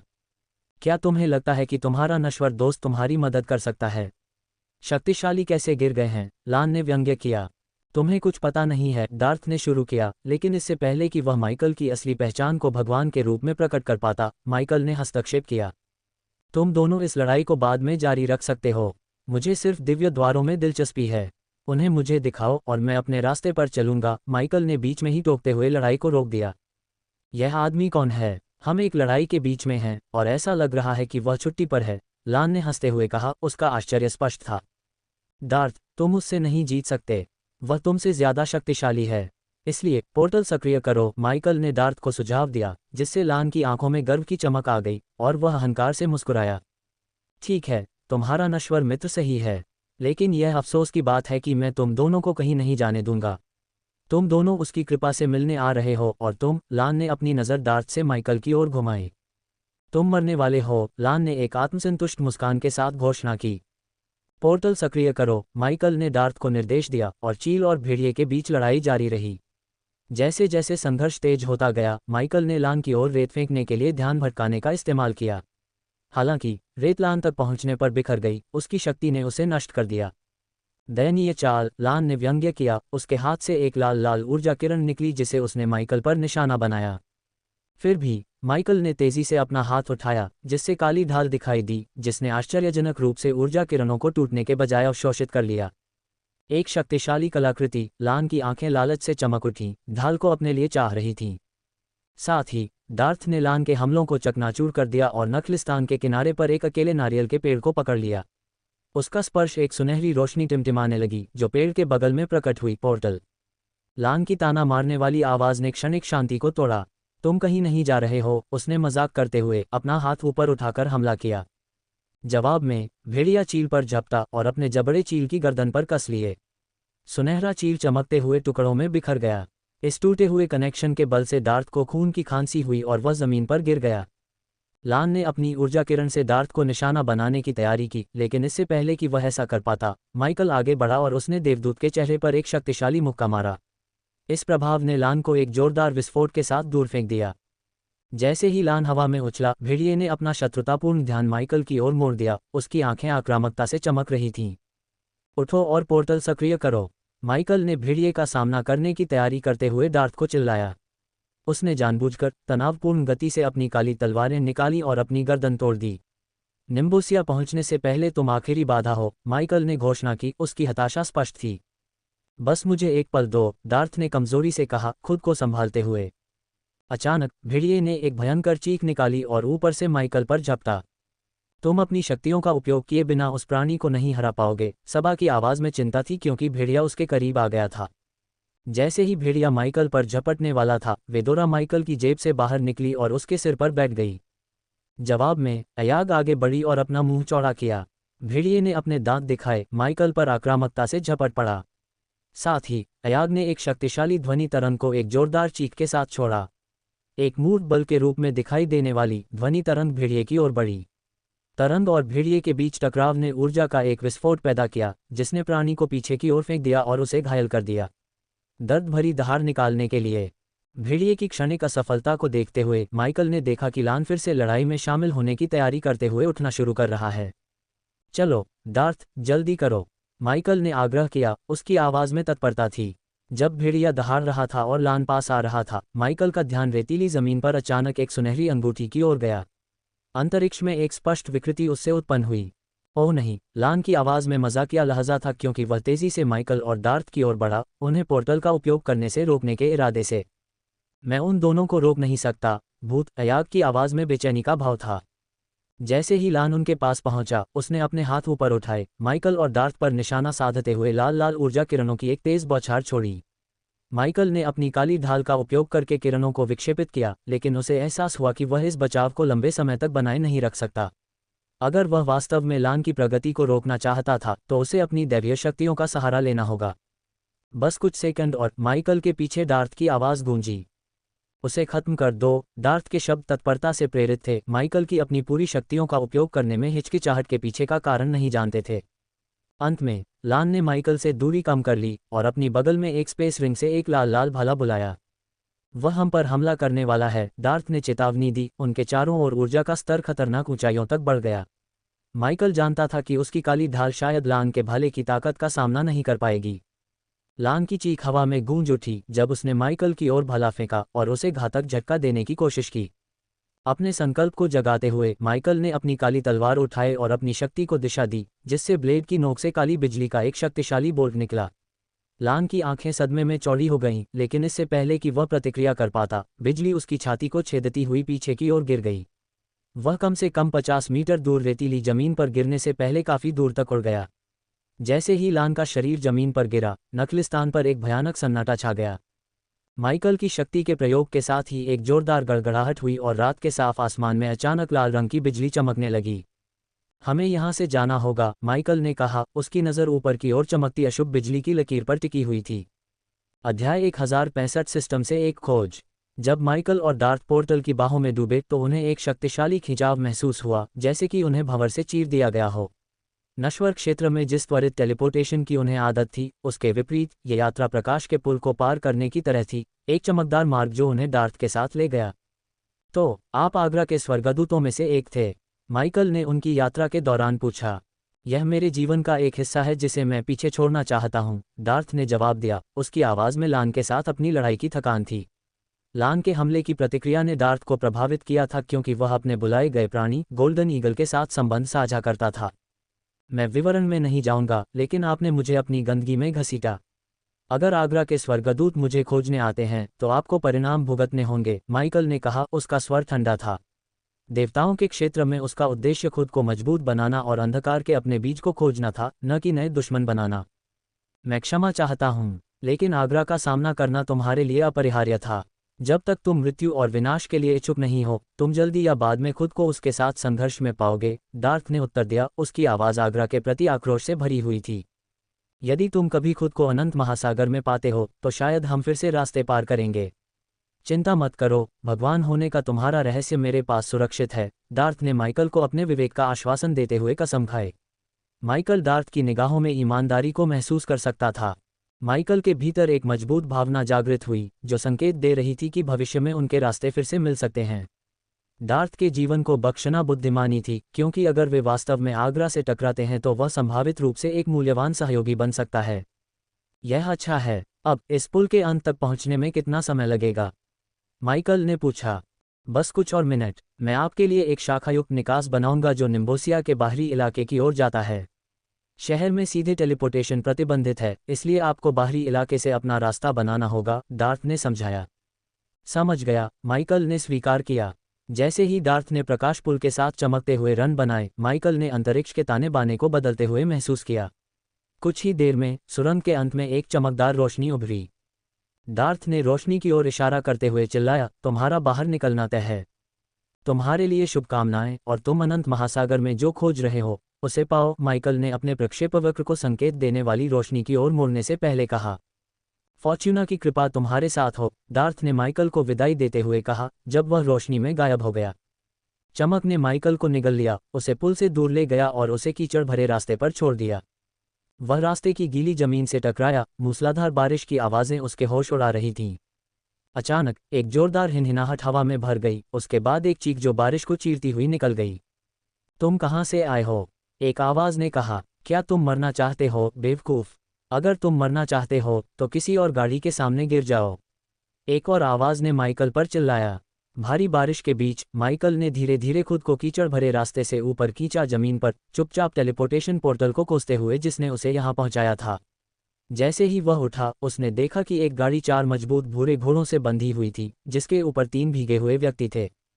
बीच में लगाम पकड़े हुए आदमी 40 के आसपास का लग रहा था और उसकी उपस्थिति प्रभावशाली थी। उसके बगल में 2 युवा भूरे बालों वाले आदमी थे, सभी गीले चौड़े लिबादे पहने हुए थे। रास्ते से हट जाओ, गंजे सिर वाले आदमी ने आदेश दिया। क्या आप मुझे निम्बोसिया तक पहुंचा सकते हैं? माइकल ने अपने चेहरे से कीचड़ पोंछा और तीनों से पूछा। वे क्षण भर के लिए आश्चर्यचकित हुए, फिर उन्हें एहसास हुआ। आप शरणार्थी हैं? गंजे आदमी ने पूछा। हाँ, माइकल ने उस आदमी की धारणा के साथ जाने का फैसला किया। गाड़ी भरी हुई है, अगर आपको इससे कोई दिक्कत नहीं है तो आप गाड़ी के ऊपर बैठ सकते हैं, भूरे बालों वाले लोगों में से एक ने सुझाव दिया। यह मेरे लिए ठीक है, माइकल ने तुरंत सहमति व्यक्त की। इलाके का निरीक्षण करते हुए उसे दूर दूर तक घास के मैदानों और जंगलों के बीच से गुजरता एक लंबा रास्ता दिखाई दिया। गाड़ी में इन तीनों के साथ यात्रा करना एक उचित विकल्प लगा। चढ़ जाओ, भूरे बालों वाले लोगों में से एक ने हाथ बढ़ाया और माइकल को गाड़ी की छत पर चढ़ने में मदद की। लगाम हिलाते हुए गंजे आदमी ने घोड़ों को कीचड़ भरे रास्ते पर सरपट दौड़ने के लिए प्रेरित किया। तो तुम कहाँ से आए हो? गंजे आदमी ने पूछा। अचानक से उसके बगल में बैठे युवा आदमी ने कहा। मुझे यकीन है कि वह थॉर्नडेल से है, माइकल के बोलने से पहले ही एक और आदमी ने कहा। माइकल के उनके अनुमान पर आश्चर्यचकित होने का दिखावा उन्हें खुश कर रहा था। तुम्हें कैसे पता चला? माइकल ने पूछा, उनके गहन अवलोकन से आश्चर्यचकित होने का नाटक करते हुए। उसके लहजे ने तीनों को खुश कर दिया, जिससे उनमें गर्व भरी मुस्कान आ गई। हम महीनों से शरणार्थियों को निम्बोसिया से लाते ले जाते रहे हैं। तो या तो तुम निम्बोसिया से हो या थॉर्नडेल से। दिशा के बारे में आपके सवाल ने सब कुछ बता दिया, गंजे आदमी बिली ने समझाया। मैं बिली हूँ, उसने अपना परिचय दिया। यहाँ लियोन और मीका हैं, बिली ने अपने साथियों की ओर इशारा करते हुए कहा। निम्बोसिया में हालात कैसे हैं? माइकल ने पूछा। थॉर्नडेल में हालात कैसे हैं? मीका ने एक सवाल के साथ जवाब दिया। अच्छा नहीं है, माइकल ने अनुमान लगाया, 2 राज्यों के बीच चल रहे युद्ध को देखते हुए। ठीक है, निम्बोसिया में हालात और भी खराब हैं। यह बारिश राज्य के अंदर होने वाली बारिश की तुलना में कुछ भी नहीं है। ऐसा लगता है जैसे रेनार अपने क्षेत्र को भक्ति की कमी के लिए दंडित कर रहा है। पिछले हफ्ते ही अनाथ बच्चों का एक समूह डूब गया, बिली की आवाज़ में क्रोध और दुख का मिश्रण था। अनाथ बच्चों की मौत की खबर ने माइकल को झकझोर कर रख दिया। खुद अनाथ होने और ऐसे बच्चों की देखभाल करने के कारण वह भावुक हो गया। उनकी मौतों के लिए रेनार को दोषी ठहराते हुए उसने चुपचाप उसे खलनायक करार दिया। देवताओं, मीका ने आह भरी। चुप रहो, मूर्ख, देवताओं का मजाक मत उड़ाओ। फोर्टूना तुम्हारे शब्दों को देवताओं और अन्य देवताओं से बचाए, बिली ने अपने गले में लटके पदक को छूते हुए सख्ती से चेतावनी दी। तुम्हारा नाम क्या है? लियोन ने पूछा। जॉन, माइकल ने एक सरल सामान्य नाम सुझाया। तुम किसके लिए प्रार्थना करते हो? बिली ने अपना धार्मिक पक्ष दिखाते हुए पूछा। फोर्टूना, माइकल ने तुरंत उत्तर दिया, भाग्य की देवी का नाम लेते हुए। वह इस दुनिया में प्रसिद्ध लग रही थी, इसलिए माइकल ने उसका नाम इस्तेमाल करने का फैसला किया। उन्हें पता नहीं था कि वे एक देवता के साथ यात्रा कर रहे थे। साथ ही फोर्टूना उपासक। समझ में आता है, क्योंकि तुम आगरा के अनुयायियों के बजाय हमसे मिले, लियोन ने हंसते हुए कहा। चुप रहो, लियोन, उस दुष्ट देवता का नाम भी मत लो, तुम हमारे लिए दुर्भाग्य लाओगे। बिली ने जल्दी से उसे चुप करा दिया और फिर से अपना पदक छुआ। आगरा के नाम का उल्लेख उनकी आंखों में भय पैदा कर गया, जिससे माइकल की इस देवता के बारे में जिज्ञासा और बढ़ गई। क्या तुम्हारे पास कोई सोना है, जॉन? मीका ने अचानक पूछा। मेरे पास है, माइकल ने जवाब दिया, अपनी जेब से कुछ सोने के सिक्के निकालते हुए, यह मानते हुए कि वे भुगतान मांग रहे हैं। हालांकि उनका आश्चर्य स्पष्ट था, क्योंकि उन्होंने माइकल के हाथ में सादे सोने के सिक्के देखे। ये किस तरह के सोने के सिक्के हैं? इन पर कोई शिखा या प्रतीक नहीं है, बिली ने कहा। ये कच्चा सोना है, लियोन ने कहा। सोने के सिक्कों को वापस अपनी जेब में रखते हुए उसे एहसास हुआ कि राज्य में अलग अलग मुद्राएं इस्तेमाल की जाती हैं, जिससे उसे अपने सोने के सिक्कों को बदलने के लिए प्रेरित किया गया। जॉन, तुम इन्हें कहीं भी इस्तेमाल नहीं कर पाओगे। अगर मैं तुम्हारी जगह होता तो मैं बौने बैंकों में से किसी एक को आजमाता और उन्हें निम्बुस या मुद्रा में बदल देता, मीका ने सलाह दी। मैं ऐसा करूंगा। चेतावनी के लिए धन्यवाद, माइकल ने सिर हिलाया। सोने के सिक्कों को वापस अपनी जेब में रखते हुए उसे एहसास हुआ कि राज्य में अलग अलग मुद्राएं इस्तेमाल की जाती हैं, जिससे उसे अपने सोने के सिक्कों को किसी उपयोगी चीज में बदलने के लिए प्रेरित किया। जल्द ही गाड़ी एक घने जंगल में पहुंच गई जहां छतरी भारी बारिश से कुछ राहत दे रही थी। अरे जॉन, क्या तुम्हारे पास खुद को बचाने के लिए तलवार या कुछ और है? बिली के अचानक सवाल ने माइकल को आश्चर्यचकित कर दिया। हाँ, माइकल ने सिर हिलाया। तुम क्यों पूछ रहे हो? माइकल ने पूछा। कुछ नहीं, बस जिज्ञासावश, बिली ने टाल दिया, हालांकि उसके स्वर में डर का भाव था। घोड़ों की सरपट दौड़ती आवाज तेज होने के साथ ही उन तीनों पर एक अजीब सी खामोशी छा गई। माइकल चुप रहा, उसकी इंद्रियां बढ़ गईं। जंगल सतह पर सामान्य लग रहा था, जैसा उसने नश्वर क्षेत्र में देखा था। फिर भी माइकल की बढ़ी हुई जागरूकता ने उसे छिपे हुए शत्रुओं के प्रति सचेत कर दिया। उसकी गहरी दृष्टि ने उसे पेड़ों और झाड़ियों के पीछे छिपी आकृतियों को देखने की अनुमति दी, भले ही वे छिपने की कोशिश कर रहे हों।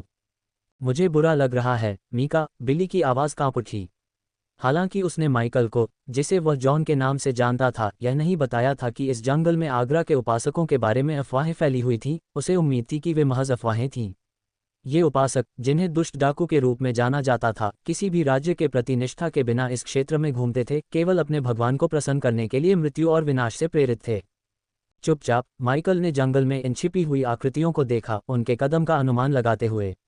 जैसा कि अपेक्षित था, रास्ते के दोनों ओर पेड़ अचानक नीचे गिर गया, जिससे घोड़े चौंक गए। माइकल ने गाड़ी को कसकर पकड़ लिया, अपनी स्थिति बनाए रखी। लेकिन बिली, मीका और लियोन नीचे गिर गए। शोरगुल के बीच गाड़ी के अंदर से बच्चों की चीखें और शरणार्थियों की घबराई हुई आवाजें गूंज रही थीं। जंगल से काले कपड़े पहने आकृतियां उभरी, जिन्होंने गाड़ी को चारों तरफ से घेर लिया। शांत रहो, हिलना मत, उनके आदेशों के साथ लाल लाल ब्लेड की चमक भी थी। अचानक एक लबादा पहने आकृति गाड़ी पर चढ़ी और माइकल को लात मारकर गिरा दिया। लड़खड़ाने और गिरने का नाटक करते हुए माइकल ने गाड़ी का नियंत्रण आगरा के उपासकों को सौंप दिया। अपने सुविधाजनक स्थान से उसने शरणार्थियों को फटे पुराने कपड़े पहने और छोटी थैलियों में सामान पकड़े हुए गाड़ी से निकलते देखा। बच्चे अपनी बाहों में कसकर पकड़े हुए थे, जो डर और सदमे से कांप रहे थे। आगरा ने हमारा साथ दिया है, हम बहुत खून बहाने वाले हैं, एक लबादा पहने व्यक्ति ने भयावह मुस्कान के साथ कहा। सावधान हरकतों के साथ माइकल ने खुद को जमीन से ऊपर उठाया, क्योंकि आगरा के उपासकों ने शरणार्थियों को गाड़ी से बाहर निकाला। शरणार्थियों को पंक्तिबद्ध किया गया और माइकल के साथ घुटने टेकने के लिए मजबूर किया गया। शरणार्थियों के चेहरे सदमे और भय से भरे हुए थे, वे निराशा और हताशा के मिश्रण में चिल्ला रहे थे, आगरा के उपासकों से उन्हें छोड़ देने की विनती कर रहे थे। कृपया, हम सिर्फ मासूम परिवार हैं। मेरे पास एक बच्चा है, कृपया उसे चोट न पहुंचाएं। दया करो, हमने सब कुछ खो दिया है। वे एक दूसरे से लिपट गए और उनके चेहरे पर आंसू बह निकले, उनकी आवाज़ें आतंक से कांप रही थीं। उनकी चीखें जंगल में गूंज रही थीं, पीड़ा और कमजोरी का एक दिल दहला देने वाला कोरस। हालांकि आगरा के उपासकों ने दया का कोई संकेत नहीं दिखाया। वे शरणार्थियों की पीड़ा में आनंदित थे, उनकी हंसी क्रूर धार के साथ गूंज रही थी। तुम्हें लगता है कि तुम्हारी दलीलें हमारे लिए मायने रखती हैं?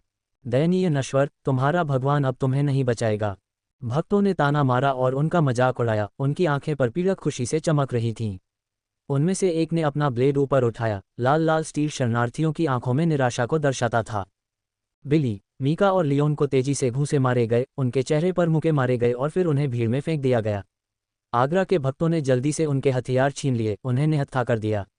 माइकल ने उनका ध्यान हटाने में कामयाबी हासिल की, क्योंकि उसके हथियार उसके कवच के भीतर छिपे हुए थे और उसके साधारण भूरे रंग के वस्त्र उसकी असली पहचान को छिपा रहे थे। भक्तों ने शरणार्थियों को घुटनों के बल एक पंक्ति में बैठने के लिए मजबूर किया, उनके चेहरे पर आतंक और भ्रम की झलक थी। हमें जाने दो, तुम राक्षस। ये निर्दोष लोग हैं, बिली की आवाज़ विरोध में उठी। भक्तों ने केवल उपहासपूर्ण हंसी के साथ जवाब दिया, उनके चेहरे पर पीड़क मनोरंजन के साथ विकृत हो गए। क्या आप हमसे दया की उम्मीद कर रहे हैं? अहंकारी मूर्ख, भक्तों में से एक ने व्यंग्यात्मक लहजे में कहा, जो एक भारी शरीर वाला क्रूर आचरण वाला व्यक्ति था। मेजबान को इन शरणार्थियों को बचाकर शानदार अंक अर्जित करना शुरू कर देना चाहिए। भविष्य में आपको उपासकों की आवश्यकता होगी और यह आपके ईश्वरत्व की शुरुआत करने के लिए एक अच्छी जगह लगती है।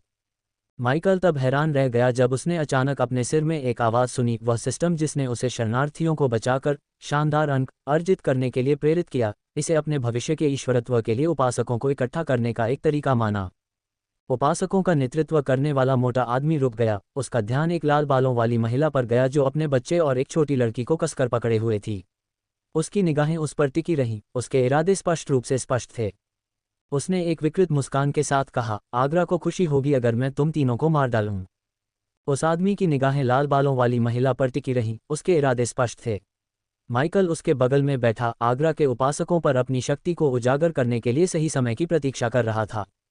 अध्याय 1066 वर्षा के राज्य का देवता। आगरा के उपासक ने अपनी तलवार उठाई, जिससे महिला ने अपनी आंखें बंद कर लीं और अपने बच्चे को कसकर पकड़ लिया। उसके बगल में छोटी लड़की की आंखें डर के मारे बंद हो गईं। नहीं, बिली की आवाज़ हताशा से फटी हुई थी क्योंकि उसने हस्तक्षेप करने की कोशिश की थी। लेकिन जैसे ही तलवार हमला करने के लिए तैयार हुई, वह हवा में ही जम गई।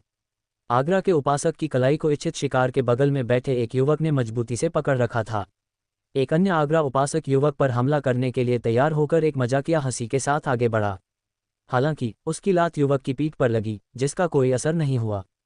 युवक की पकड़ में आने से पहले उपासक की तलवार गिर गई और मां ने सावधानी से अपनी आंखें खोलीं, दृश्य को देखा। उसने युवक की ओर देखा, उसकी आंखों में एक अव्यक्त आश्वासन पाया। शरणार्थियों के बीच जब युवक ने आगरा के उपासकों का सामना करने की हिम्मत की तो सदमे में डूबा हुआ था। युवक की गिरफ्त में मौजूद उपासक दर्द से कराह उठा। साथ ही जिसने युवक को लात मारी थी वह अपने घायल पैर को पकड़कर दर्द से चिल्लाया। मां, जो अब दूसरे आगरा उपासक के सामने थी, ने उस आदमी के मुड़े हुए और खून से लथपथ पैर का भयानक दृश्य देखा। मैं हीरो बनने की कोशिश नहीं कर रहा हूं, युवक ने आखिरकार अपने पैरों पर खड़े होते हुए कहा। मैं भगवान बनने की कोशिश कर रहा हूं, उसने एक ठंडी हंसी के साथ घोषणा की। उसने तेजी से सटीकता के साथ उपासक की कलाई मरोड़ दी, जिससे दर्द से चीख निकल गई। अपनी आंखें बंद करो प्रिय, युवक ने छोटी लड़की को संबोधित किया, जिसने आज्ञाकारी ढंग से अपनी आंखें बंद कर लीं। एक पल में उसने अपनी काली तलवार निकाली और तेजी से उपासक को 2 टुकड़ों में काट दिया। भयानक हिस्से जमीन पर गिरे, जिससे शरणार्थियों पर खून की एक भयानक बौछार हुई। भयभीत शरणार्थियों से डरावनी चीखें गूंज रही थीं, ये तस्वीर उनके लिए बर्दाश्त से बाहर थी। युवक ने आगरा के उपासक का सामना किया जो लगातार उसे लात मार रहा था। यह उपासक अब जमीन पर था, उसका पैर टूटा हुआ था और दर्द हो रहा था। इस बीच शेष आगरा के उपासकों ने युवक को घेर लिया। इसे टुकड़ों में काट दो, वे चिल्लाए, उनके भयावह इरादे स्पष्ट थे। अपनी असली शक्ति को प्रकट करने की अनिच्छा के बावजूद माइकल ने पहचाना कि इस स्थिति में तत्काल कार्रवाई की आवश्यकता थी। शरणार्थियों को बचाने और संभावित रूप से अन्याय प्राप्त करने के लिए सिस्टम का आग्रह इन आगरा के उपासकों से दुनिया को मुक्त करने के उसके अपने दृढ़ संकल्प के साथ जुड़ा हुआ था। उसे पता नहीं था कि यह विकल्प घटनाओं की एक श्रृंखला को गति देगा जो उसे क्रूर देवता आगरा के साथ संघर्ष में ले जाएगा। जॉन, बिली की आवाज़ में आश्चर्य और सम्मान का मिश्रण था क्योंकि उसने युवक को एक नई रोशनी में देखा। माइकल ने शरणार्थियों की सहायता करने वाले तीनों के साथ एक सार्थक मुस्कान का आदान प्रदान किया, लेकिन उसका ध्यान तुरंत आगरा के उपासकों पर लौट आया। उसकी अभिव्यक्ति कठोर हो गई। आज किस्मत ने तुम्हारा साथ नहीं दिया, यह मौत है, माइकल ने घोषणा की जब आगरा के 2 उपासक उस पर झपटे। फिर भी पलक झपकते ही उनके सिर उनके शरीर से अलग हो गए। शरणार्थी माइकल की हरकतों की तेज अलौकिक गति को समझ नहीं पाए। शेष 4 आगरा के उपासक डर के मारे जम गए। उन्हें अपनी समझ से परे एक शक्ति का एहसास हुआ, लेकिन माली के पदक ने उनकी ईश्वरीय आभा को दबा दिया, जिसके कारण वे उसकी असली पहचान से अनजान थे। डाकू हमेशा की तरह समस्या लगते हैं, चाहे मैं किसी भी दुनिया में रहूं, माइकल ने अपनी काली तलवार से खून को अपनी बांह पर पोंछते हुए कहा। हम आगरा के उपासक हकलाते हुए बोले, उनके डर ने उन्हें चुप कर दिया। लेकिन इससे पहले कि वे प्रतिक्रिया कर पाते, माइकल ने उन पर झपट्टा मारा। एक पल में उसने शेष डाकुओं को ऐसे काट डाला जैसे वे केवल बाधाएं हों। हालांकि आगरा के उपासकों के नेता ने बिली को बंधक बनाने में कामयाबी हासिल कर ली, अपनी तलवार से बिली की गर्दन पर दबाव डाला और माइकल को धमकी दी, अगर तुमने एक कदम आगे बढ़ने की हिम्मत की तो मैं उसका गला काट दूंगा। बिली को बंधक बनाते हुए आगरा के आखिरी उपासक ने चिल्लाया, तुम्हें क्या लगता है कि मैं उसकी परवाह करूंगा? माइकल की अप्रत्याशित प्रतिक्रिया ने न केवल आगरा के उपासक को चौंका दिया, बल्कि बिली, मीका और लियोन को भी अविश्वास में छोड़ दिया। जॉन, कृपया, बिली की आवाज़ कांप उठी, अपनी जान की हताशा भरी गुहार। मैं उसे अपने साथ ले जाऊंगा। आगरा के उपासक की हताशा ने उसे बिली को मारने के कगार पर धकेल दिया। फिर भी जैसे ही उसने कदम बढ़ाया, माइकल की आंखों से काली किरणें निकलीं, जो आगरा के उपासक की खोपड़ी में घुस गईं।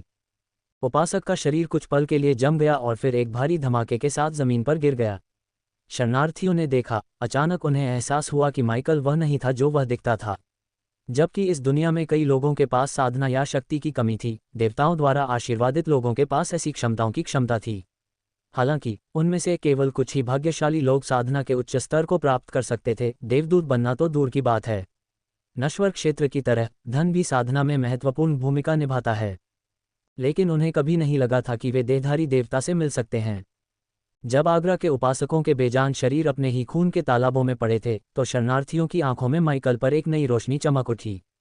बिली, मीका और लियोन उसके पास गए, उनके हाव भाव मिश्रित थे भय और कृतज्ञता का भाव। शरणार्थी हालांकि धीरे धीरे अपने पैरों पर खड़े हो रहे थे, फिर भी आगरा के उपासकों के हाथों अपनी मृत्यु के निकट के अनुभव के सदमे से काम रहे थे। आप कौन हैं? बिली की आवाज़ में आशंका और कृतज्ञता का मिश्रण था। अभी के लिए यह महत्वपूर्ण नहीं है, बस इस दिन को याद रखें, माइकल ने शांति से उत्तर दिया।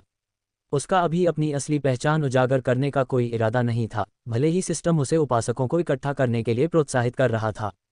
उच्च स्तरीय देवताओं और उनके स्वर्गदूतों की तुलना में अपनी वर्तमान कमजोरी से अवगत, माइकल ने इस दुनिया के बारे में जानने और उनका सामना करने से पहले मजबूत होने पर ध्यान केंद्रित करने का विकल्प चुना।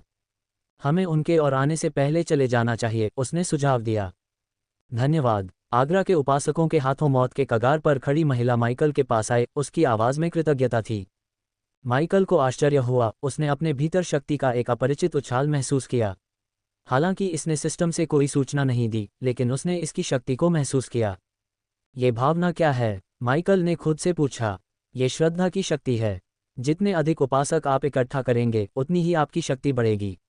आपके विपरीत, जिनके पास शक्ति प्राप्त करने की प्रणाली है, इस दुनिया में विशिष्ट देवता मजबूत बनने के लिए पूजा की शक्ति का उपयोग करते हैं। प्रणाली ने माइकल को यह नया पहलू बताया। उसके बिना जाने, देवताओं का क्षेत्र शक्ति और साधना विधियों के विविध पैमाने पर संचालित होता है, जो नश्वर क्षेत्र की सीधी गतिशीलता से बहुत दूर है। प्रत्येक देवता, और यहाँ तक कि नश्वर भी, अलग अलग साधना नियमों का पालन करते हैं। माइकल, एक देवता होने के नाते, उपासकों की शक्ति का उपयोग करने की क्षमता रखता था। हालांकि ये शक्ति न केवल समर्पित पूजा से बल्कि भय की पकड़ से भी प्राप्त की जा सकती थी।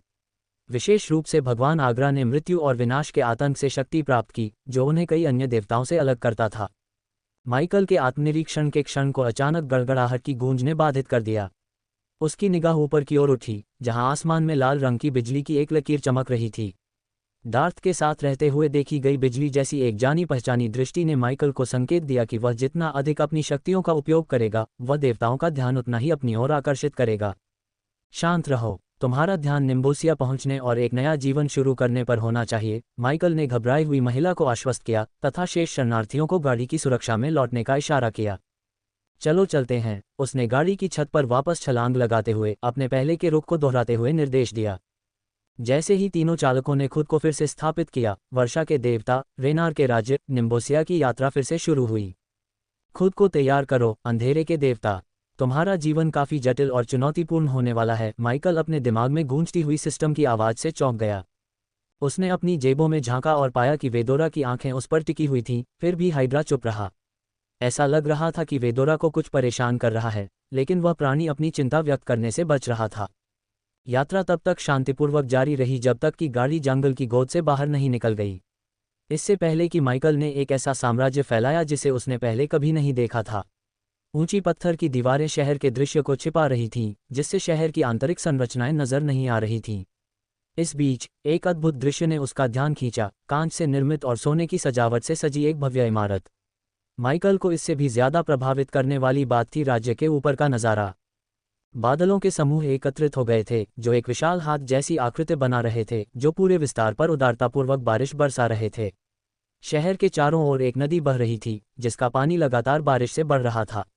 हालांकि माइकल को जो बात हैरान कर रही थी, वह थी बारिश के बीच गरजने या बिजली की चमक की स्पष्ट अनुपस्थिति। निम्बोसिया, माइकल ने धीरे से कहा, उसकी आंखें क्षितिज पर दूर शहर के दृश्य पर टिकी थीं। मुझे उम्मीद है कि वे उन दीवारों के पीछे एक बेहतर जीवन पाने में कामयाब होंगे। मीका ने आह भरी, उसकी आंखों में शरणार्थियों के संघर्षों को देखने से पैदा हुए संदेह को दर्शाया। अक्सर एक अलग राज्य में अधिक आशाजनक जीवन की उनकी खोज और भी कठिन परिस्थितियों की ओर ले जाती थी। ऐसे नवागंतुकों को अक्सर बोझ माना जाता था और उनका अस्तित्व कठिनाइयों के साथ आता था। मुझे विश्वास है कि वे ऐसा करेंगे, माइकल ने उत्तर दिया। हालांकि उनका उनके उद्धारकर्ता की भूमिका निभाने या पुण्य नायक की भूमिका निभाने का कोई इरादा नहीं था, लेकिन उन्हें इस बात का पक्का आभास था कि शरणार्थी निम्बोसिया की दीवारों की सीमा के भीतर वास्तव में बेहतर जीवन पा सकते हैं। इसके अलावा वह एक देवता को चुनौती देने या उसे हराने का तरीका खोजने के लिए दृढ़ था। जब वह क्षण आएगा तो रेनार और बाकी देवताओं के पास उसकी शक्ति के आगे झुकने के अलावा कोई विकल्प नहीं होगा। जैसे जैसे गाड़ी शहर के द्वार की ओर बढ़ी, माइकल का ध्यान आसमान पर टिका रहा। वह रेनार की शक्ति की सीमा पर विचार कर रहा था, राज्य पर बारिश की धारें बरसाने वाले विशाल हाथ पर आश्चर्यचकित था। एक गहरी जिज्ञासा ने उसे कुतर दिया, रेनार अपने ही नागरिकों को इस तरह की निर्मम सजा क्यों देगा? क्या आपको लगता है कि हम फिर से एक दूसरे से मिलेंगे? बिली की पूछताछ ने माइकल के विचारों को बाधित कर दिया। तुम्हारी उम्मीद बेहतर है कि ऐसा न हो, माइकल ने अपने लहजे में हास्य की झलक दिखाते हुए कहा।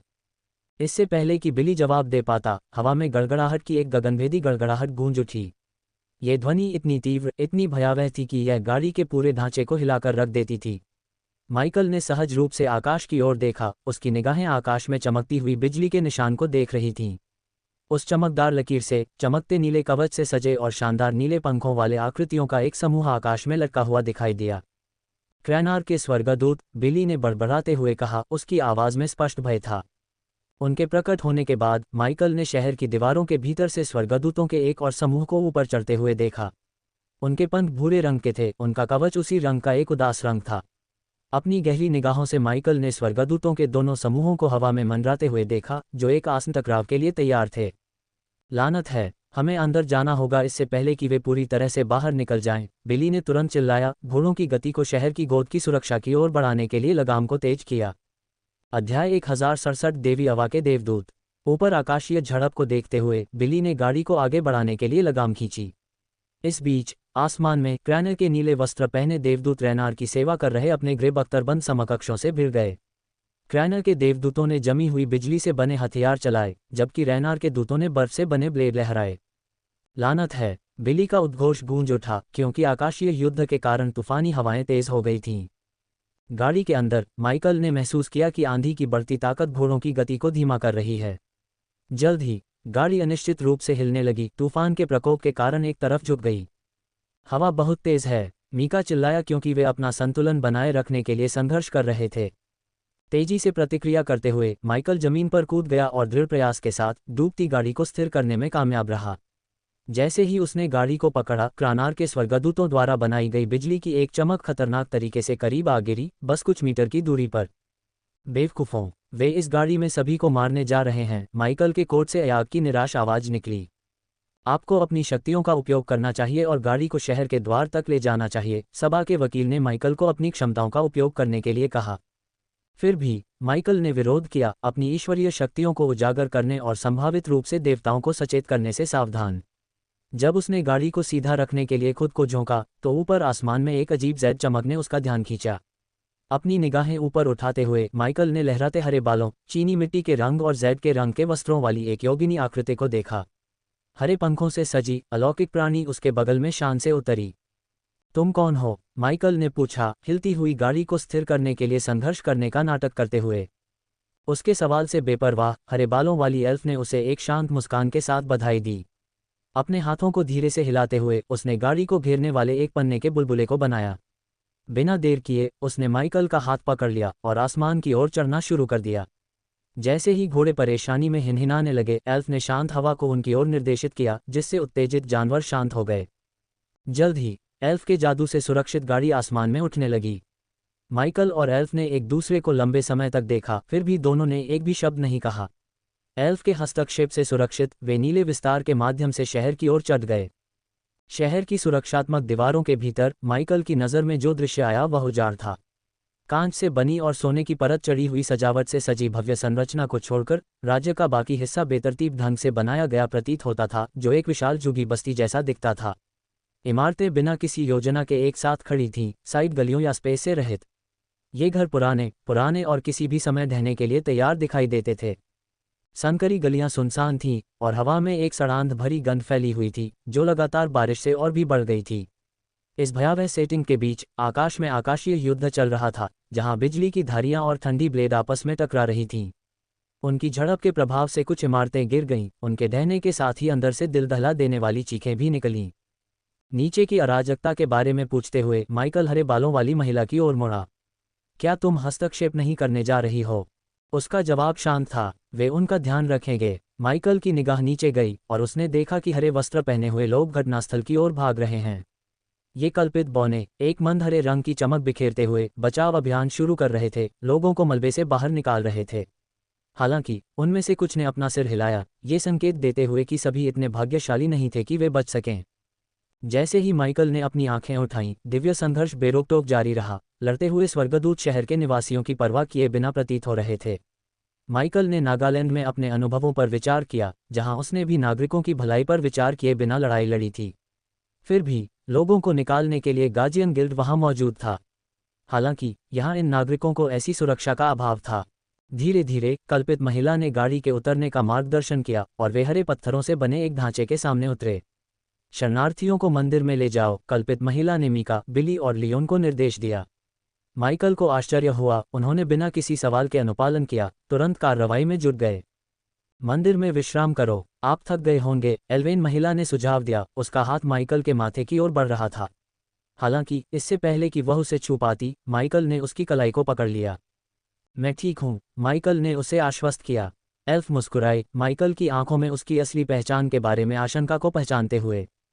मेरे साथ मंदिर में चलो, एल्वेन महिला ने आमंत्रित किया, माइकल के पीछे पीछे आगे बढ़ते हुए। शरणार्थियों ने सिर हिलाकर अपना आभार व्यक्त किया, चुपचाप माइकल की उपस्थिति को स्वीकार करते हुए जब वह एल्फ के साथ मंदिर में गया। अंदर नर्म मोमबत्ती की रोशनी जगह को रोशन कर रही थी, जो एक नाजुक, सुखदायक खुशबू से भरी हुई थी। फिर भी माइकल को वास्तव में जो बात हैरान कर रही थी, वह थी मंदिर की आंतरिक विशालता। ऐसा लग रहा था जैसे किसी जादू, संभवतः रून को अंतरिक्ष के बहुत ही ताने बाने में हेरफेर करने के लिए नियोजित किया गया था, जिससे मंदिर अपने बाहरी आयामों की तुलना में अंदर से काफी अधिक विशाल हो गया था। इस मंदिर के अभयारण्य के भीतर घायल शरणार्थी फर्श पर आराम कर रहे थे, जिनकी देखभाल हरे रंग के वस्त्र पहने हुए लोग कर रहे थे। एल्फ ने कुशलता से उनके घावों का इलाज किया। आप एक सामान्य शरणार्थी या सहायता की आवश्यकता वाले व्यक्ति नहीं लगते। आपकी कहानी क्या है? एल्फ ने पूछा, उसका स्वर कोमल था। आपने अपना परिचय भी नहीं दिया है, माइकल ने जवाब दिया। उसकी जिज्ञासा बढ़ गई। मैं फेथ हूँ, एवा की एक परी, उपचार की देवी, एल्फ ने खुलासा किया। माइकल ने कुछ क्षणों तक सोचा, उसके विचार बदल गए। कुछ चिंतन के बाद उसने माली के उपासकों का पता लगाने में फेथ की सहायता लेने का मन बना लिया। माली के अनुयायियों की सुरक्षित वापसी सुनिश्चित करना सर्वोपरि था, क्योंकि इसके लिए उनमें से उस व्यक्ति को खोजना आवश्यक था जिसके पास माली की एक कलाकृति थी, जो उसके जंगल में एक द्वार खोलने में सक्षम थी। मैं जॉन हूँ, मैं यहाँ देवी माली के उपासकों को खोजने आया हूँ, माइकल ने खुलासा किया। उसका निर्णय अंततः सावधानीपूर्वक विचार करने के बाद किया गया। देवी माली के उपासक? फेथ आश्चर्यचकित दिखी, फिर भी माइकल का त्वरित मूल्यांकन उसे कुछ अंतर्दृष्टि प्रदान करता प्रतीत हुआ। तुम मुझे माली की विशिष्ट परी नहीं लगती, फेथ ने टिप्पणी की, उसकी आवाज में मनोरंजन का एक संकेत था। माली की परी? माइकल ने खुद से व्यंग्यात्मक रूप से सोचा। मैं नहीं हूँ, मुझे बस उन्हें ढूंढना है और यह सुनिश्चित करना है कि वे स्वर्गदूतों की लड़ाई की गोलीबारी में फंसने से पहले निम्बोसिया से भाग जाएं। माइकल ने मंदिर की कांपती दीवारों की ओर इशारा करते हुए समझाया, जो चल रहे खगोलीय संघर्ष का परिणाम था। क्या तुम जानती हो कि मैं माली के उपासकों को कहाँ ढूंढ सकता हूँ? माइकल ने पूछा। जवाब में फेथ ने एक आह भरी। उसकी आंखों में थोड़ी देर के लिए दुख की झलक दिखी, जिसे माइकल अनदेखा नहीं कर सका। दुर्भाग्य से मुझे पता है, हालांकि उन्हें ढूंढना कोई आसान काम नहीं होगा, फेथ ने जवाब दिया। माइकल ने स्वीकारोक्ति में आह भरी। मेरा विश्वास करो, मेरे जीवन में कुछ भी आसानी से नहीं मिलता। माइकल की आह में उसके अनुभवों का भार था। अगर तुम्हें मेरे पूछने से कोई आपत्ति नहीं है, तो तुम देवी माली की सहायता क्यों कर रहे हो?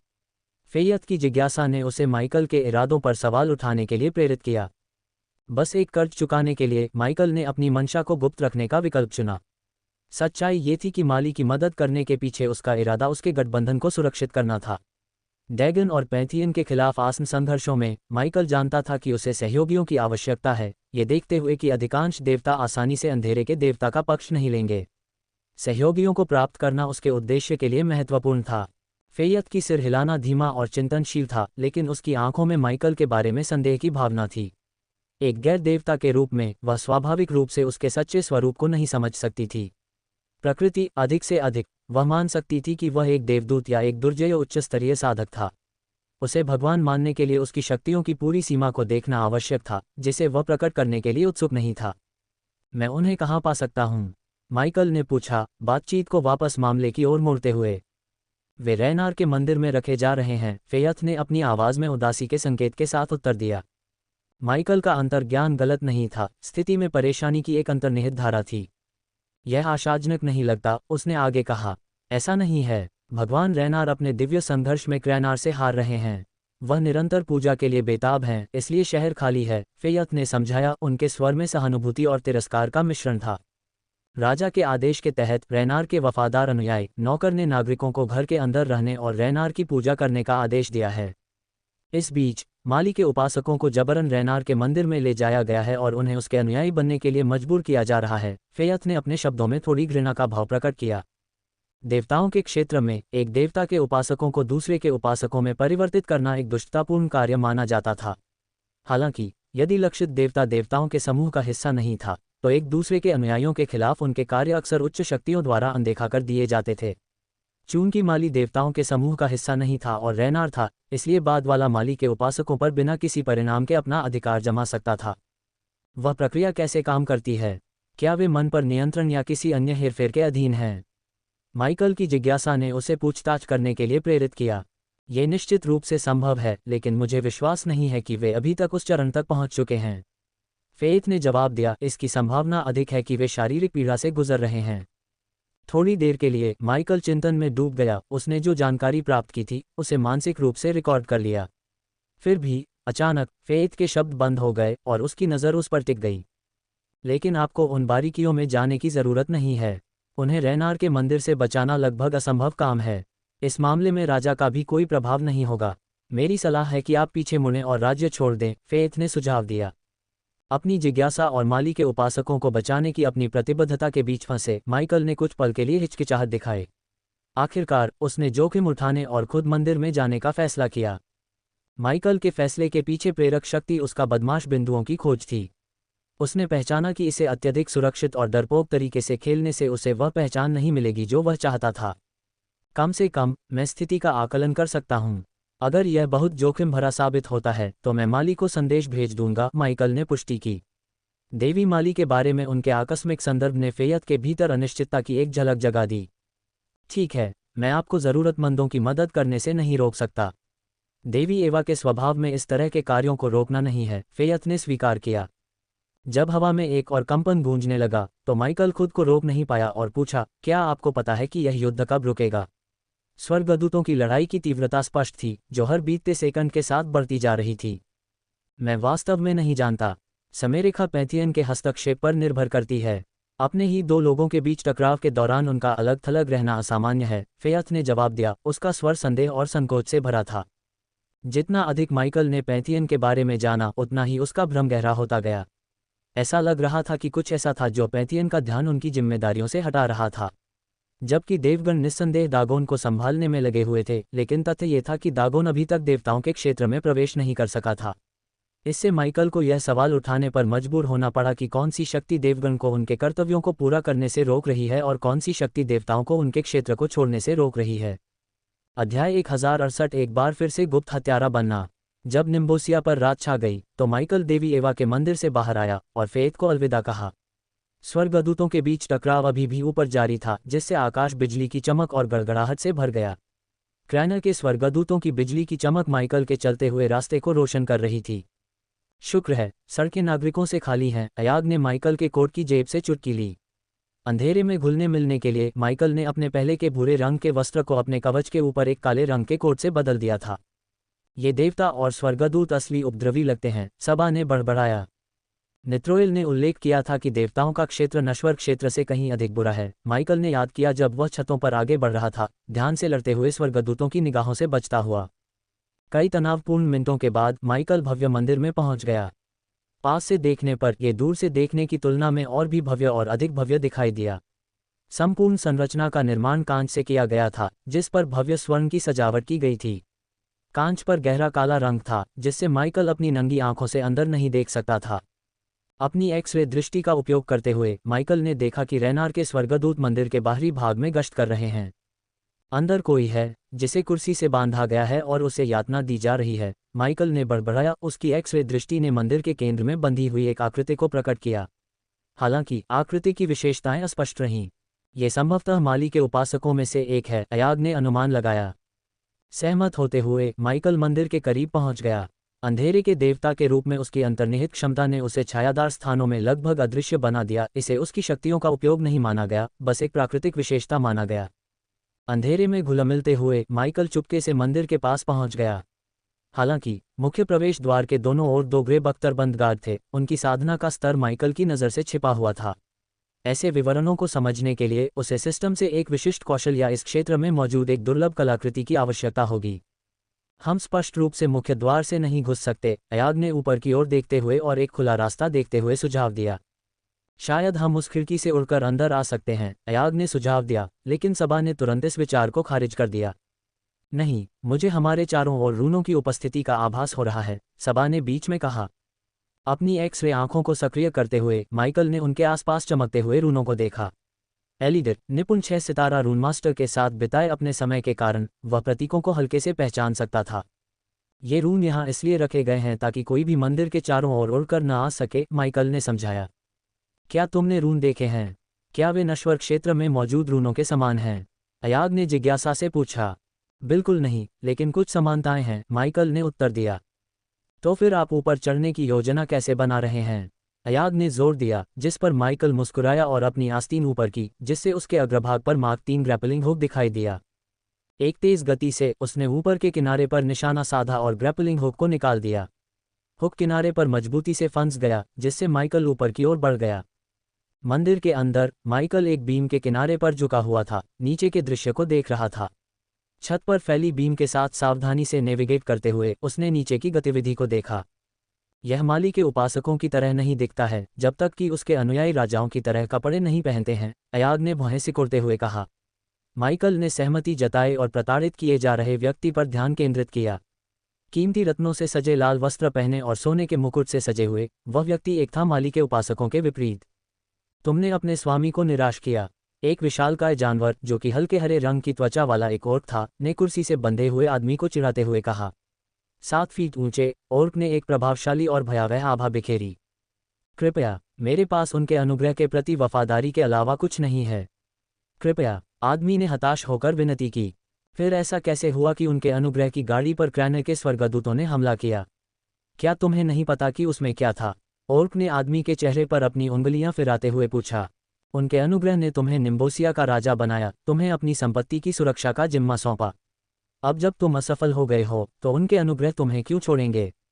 ओर्क ने मजाक उड़ाया। माइकल के संदेह की पुष्टि हो गई, लेकिन वह इस रहस्योद्घाटन से हैरान था। राजा, माइकल ने चौंक कर बड़बड़ाया, कृपया, उनके अनुग्रह को अपने स्वर्गदूतों को अपराधियों को खोजने का आदेश देना चाहिए। राजा ने विनती की, लेकिन ओर्क की हंसी गूंज उठी। हा, आपने क्या सोचा था कि उनका अनुग्रह क्या था? एक अन्वेषक? नहीं, उनका अनुग्रह उस हद तक नहीं गिरता। ये तुम्हारी गलती है कि गाड़ी गायब हो गई, और इसकी कीमत तुम्हें चुकानी पड़ेगी, ओर्क ने उपहासपूर्वक ताली बजाते हुए घोषणा की। अपने हाथ की एक लहर के साथ राजा के सिर पर एक चमड़े का थैला आ गया। नहीं, नहीं, नहीं, राजा की घबराहट बढ़ गई और उसने अपने हाथ और पैर बांधने वाली रस्सियों के खिलाफ संघर्ष किया। ओर्क ने मुस्कुराते हुए कुर्सी पर लात मारी, जिससे राजा जमीन पर गिर गया। उसका चेहरा चमड़े के थैले से ढका हुआ था। मैं तुम्हें बताता हूं कि क्या होने वाला है, बस समय बिताने के लिए, ओर्क ने दुखवादी खुशी के साथ हंसी उड़ाई। ओर्क और मंदिर के रक्षकों दोनों को पता नहीं था। माइकल चुपचाप अपने छिपे हुए स्थान से क्रूर दृश्य का गवाह बना रहा था। ओर्क राजा के करीब झुका, उसकी आवाज़ क्रूरता से भरी हुई थी। आप देखिए, महाराज, एक तरीका है जिससे पानी की प्रत्येक बूंद एक ब्लेड की तरह महसूस हो सकती है, एक अथक पीड़ा जो आपकी समझदारी को खत्म कर देती है। यहाँ एक बूंद, वहाँ एक बूंद, यह ज्यादा नहीं लगता है न?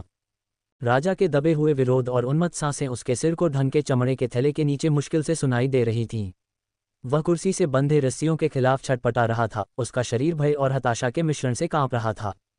टपक टपक टपक, ओर्क ने एक क्रूर लय के साथ जारी रखा। जब आप अगली बूंद के गिरने का इंतजार करते हैं तो प्रत्याशा असहनीय हो जाती है। ठंड की अनुभूति आपके विचारों को चीरती हुई आपके दिमाग को थोड़ा थोड़ा करके चकनाचूर करती है। राजा की दया की याचना और भी उन्मत्त हो गई, उसकी आवाज़ हताशा से तनावपूर्ण और फटी हुई थी। उसने अपने बंधनों को खींचा, उसका संघर्ष और भी हिंसक होता गया क्योंकि वह खुद को उस पीड़ा से मुक्त करने की कोशिश कर रहा था जो उसका इंतजार कर रही थी। कृपया, मैं आपसे विनती करता हूँ, दया करो। राजा की आवाज़ डगमगा गई, उसके शब्दों में औक के वर्णन की अनियमित लय थी। टपक टपक टपक, औक ने दोहराया, उसका स्वर अडिग था। और जैसे जैसे समय बीतता जाता है, बूंदें आपकी असहायता की निरंतर याद दिलाती हैं। आपका दिमाग दौड़ता है, राहत की तलाश करता है जो कभी नहीं मिलती। राजा के संघर्ष तेज हो गए, उसका शरीर उसकी आसन यातना की पीड़ा से छटपटा उठा। वह भागने के लिए बेताब कोशिश में मुड़ा और मुड़ा, उसका डर चमड़े के बैग के माध्यम से भी महसूस किया जा सकता था। इसे रोको, मैं कुछ भी करूंगा, जो भी तुम कहोगे, राजा ने विनती की, उसकी आवाज़ उसके आतंक के भार से टूट रही थी। राजा की यातना का आनंद लेते हुए औक की दुर्भावनापूर्ण मुस्कान चौड़ी हो गई। आह, लेकिन आप देखिए महामहिम, ये वही भाग्य है जिसे आपने अपने लिए चुना है। असफल होने का विकल्प, उनकी कृपा को निराश करने का विकल्प, आपको इस क्षण तक ले आया। राजा की हताशा की चीखें तेज होती गईं, उसकी दलीलें मंदिर की दीवारों से गूंज रही थीं। उसका शरीर इस तरह कांप रहा था मानो काल्पनिक पानी की प्रत्येक बूंद उसे जलती हुई तीव्रता से मार रही हो। टपक टपक टपक, औक की आवाज़ जारी रही, एक सर्द आवाज़ जिसने राजा की पीड़ा को रेखांकित किया।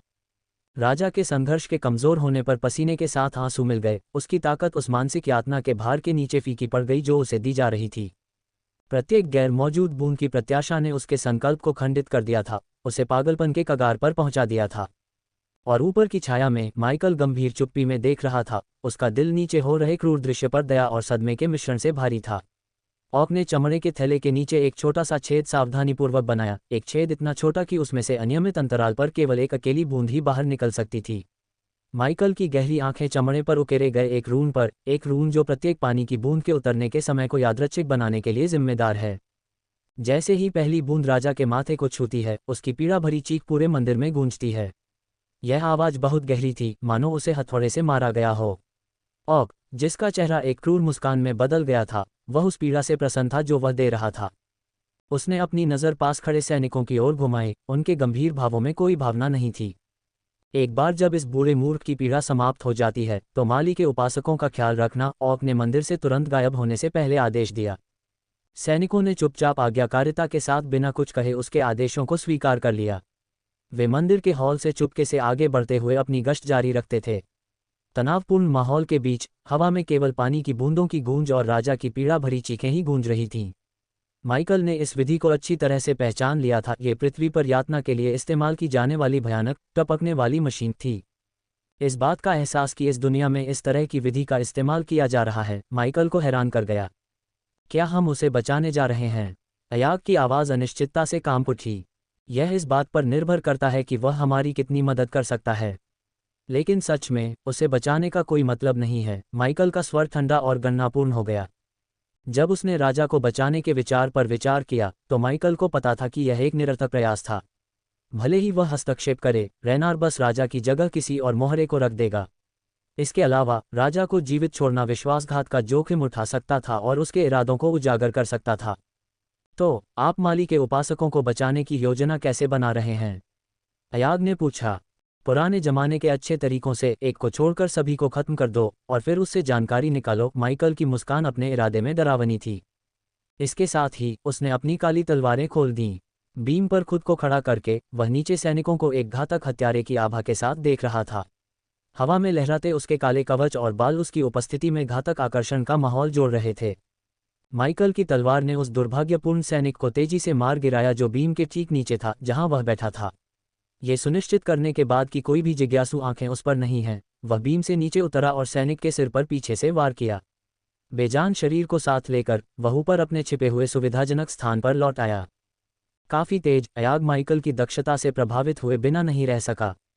जब से मैंने मंत्रों और शक्तियों पर भरोसा करना शुरू किया है, मैं भूल गया हूं कि पुराने जमाने के चुपके से किसी को नीचे गिराना कितना संतोषजनक होता है। माइकल ने अपनी आवाज में पुरानी यादों का स्पर्श करते हुए कहा। एक गिरा, 8 बचे, माइकल ने अपनी गर्दन चटकाते हुए कहा। राजा की चीखों की कर्कशता और स्वर्गदूतों के बीच चल रही लड़ाई ने माइकल की हरकतों को जरूरी कवर प्रदान किया। अपने आसन भाग्य से बेखबर, ग्रेबख्तरबंद सैनिकों ने मंदिर परिसर के भीतर अपनी गश्त जारी रखी। अध्याय 1069 मृत्यु का देवता। अभ्यास की सटीकता के साथ माइकल ने शेष सैनिकों को चुपचाप मारना शुरू कर दिया। उसने उनके गश्ती मार्गों को ध्यान से देखा, उनके द्वारा अपनाए गए पैटर्न को नोट किया। प्रत्येक सैनिक के पास चलने के लिए एक विशिष्ट मार्ग था और माइकल ने अपने लाभ के लिए इस पूर्वानुमान का फायदा उठाया। जब राजा की पीड़ा भरी चीखें मंदिर में गूंज रही थीं, माइकल छाया का लाभ उठाते हुए बीम के साथ तेजी से और चुपचाप आगे बढ़ रहा था। उसका काला कवच अंधेरे में विलीन हो रहा था, जिससे वह लगभग अदृश्य हो गया था। उसकी हरकतें तरल थीं, जैसे कोई भूत हवा में उड़ रहा हो। दूसरा सैनिक उसके नीचे चला गया और माइकल ने अवसर का लाभ उठाया। वह नीचे गिर गया। सैनिक के प्रतिक्रिया करने से पहले ही उसका ब्लेड अपना निशाना बना चुका था। शव को जल्दी से बीम पर खींच लिया गया, जो नज़र से ओझल हो गया। माइकल तीसरे सैनिक के रास्ते पर गया, अपनी हरकतों को सैनिक की बारी के साथ मेल खाने के लिए समयबद्ध किया। जैसे ही सैनिक उसके नीचे से गुजरा, माइकल ने एक तेज और सटीक हमला किया। एक लकवाग्रस्त करने वाला जहर उसके ब्लेड पर लगा था, जिससे ये सुनिश्चित हो गया कि सैनिक अलार्म नहीं बजाएगा। उसने अगले 2 सैनिकों के साथ भी यही रणनीति दोहराई, उन्हें तेजी से और चुपचाप खत्म कर दिया। 4 सैनिकों के मारे जाने के बाद माइकल ने बाकी 4 के साथ अपना घातक नृत्य जारी रखा। उसने उन्हें करीब से देखा, उनके गश्ती मार्गों का अध्ययन किया और सही समय का इंतजार किया। उसकी हरकतें सोची समझी थीं, उसके हमले सटीक थे। उसने हर खतरे को बेअसर करने के लिए जहर, चुपके और आश्चर्य के तत्व के संयोजन का इस्तेमाल किया। जब माइकल के तेज ब्लेड ने छठे सैनिक को मार गिराया, तो उसने राजा की चीखों में बदलाव देखा। दर्द भरी चीखों के बीच राजा की आवाज़ में हताशा का भाव था। मदद करो, कृपया। कोई भी मदद के लिए गुहार उस आदमी की पीड़ा की एक गंभीर याद दिला रही थी। लेकिन माइकल का ध्यान अपने काम पर बना रहा। वह अभ्यास के साथ आसानी से आगे बढ़ा, छत की बीम का इस्तेमाल शवों को छिपाने और मंदिर के भीतर ऊपर चढ़ने के लिए किया। 7वें सैनिक के लिए माइकल ने एक और लकवाग्रस्त करने वाला जहर इस्तेमाल किया। सैनिक की हरकतें सुस्त हो गईं, उसकी आंखें एहसास में चौड़ी हो गईं और फिर वह बेजान होकर जमीन पर गिर पड़ा। माइकल ने जल्दी से शव को ठिकाने लगाया और अपनी चढ़ाई जारी रखी। 8वें सैनिक का गश्ती मार्ग उसे राजा के करीब ले आया। माइकल के पास आते ही राजा की दबी हुई चीखें और भी हताश हो गईं। माइकल का ब्लेड सही तरीके से लगा और सैनिक चुपचाप गिर गया। माइकल की हरकतें तेज, सटीक और गणनापूर्ण थीं, जिससे कोई अनावश्यक शोर या खून बहने से बचा जा सके। अंत में केवल एक सैनिक बचा। माइकल ने सैनिक के मार्ग को देखा, समय का इंतजार किया। उसे जानकारी चाहिए थी और यह सैनिक उसे उपलब्ध कराएगा। जैसे ही सैनिक पास आया, माइकल ने एक अलग तरीका चुना। उसने नींद लाने वाले एजेंट में लिपटे एक डार्ट का इस्तेमाल किया, जिससे सैनिक को बिना मारे बेहोश कर दिया गया। अब मंदिर में कोई खतरा नहीं था। माइकल ने अपना ध्यान बेहोश सैनिक पर केंद्रित किया। मदद के लिए राजा की हताश करने वाली दलीलें अनसुनी हो गईं, क्योंकि माइकल तेजी से और कुशलता से आगे बढ़ रहा था। उसे जवाब चाहिए थे और इस सैनिक के पास इसकी कुंजी थी। भयानक दृश्य। उसे आत्म पूछताछ के लिए एक सुरक्षित स्थान की आवश्यकता थी। राजा की चीखों को अनदेखा करते हुए माइकल ने बेहोश सैनिक को अपने कंधे पर उठा लिया। उसके कदम खामोश थे और वह उस भयानक दृश्य से दूर चला गया। उसे आत्म पूछताछ के लिए एक सुरक्षित स्थान की आवश्यकता थी। एकांत कक्ष में माइकल ने सैनिक को लिटा दिया। वह व्यक्ति धीरे धीरे हिलने लगा। उसकी आंखें चौंक कर चौड़ी हो गईं, क्योंकि वह अपने आसपास के वातावरण और उसके सामने काले व्यक्ति को देख रहा था। कौन? तुम कौन हो? सैनिक हकलाया। उसकी आवाज़ में डर स्पष्ट था। माइकल की हेलमेट पहने निगाह स्थिर रही। अभी यह महत्वपूर्ण नहीं है। मुझे जो जानना है वह यह है कि माली के उपासक कहाँ हैं। सैनिक की उलझन और गहरी हो गई। माली? मुझे नहीं पता कि तुम किस बारे में बात कर रहे हो। माइकल का धैर्य खत्म होता जा रहा था।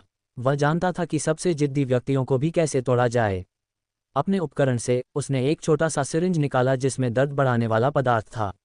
इसे सैनिक की बाह में इंजेक्ट करते हुए उसने देखा कि बेचैनी ने उस व्यक्ति के चेहरे को कैसे विकृत कर दिया। सिपाही की आंखें खुल गईं और उसने चिल्लाने की कोशिश की, लेकिन माइकल ने तेजी से अपने दस्ताने वाले हाथ को उस आदमी के मुंह पर रख दिया। ध्यान से सुनो, मैं सिर्फ एक बार पूछूंगा, माली के उपासकों को कहाँ रखा गया है? सैनिक ने अपने पैरों को हिलाया और हिलाया। उसके चेहरे पर डर और दर्द का मिश्रण साफ दिखाई दे रहा था। उसने माइकल को बड़ी भयभीत आंखों से देखा और अंत में उसने अनिच्छा से सिर हिलाया। मंदिर के नीचे गुप्त कमरे में सैनिक ने स्वीकार किया। उसकी आवाज़ कांप रही थी। मैं वहां कैसे पहुंच सकता हूं? माइकल का स्वर ठंडा था, उसका धैर्य डगमगा रहा था।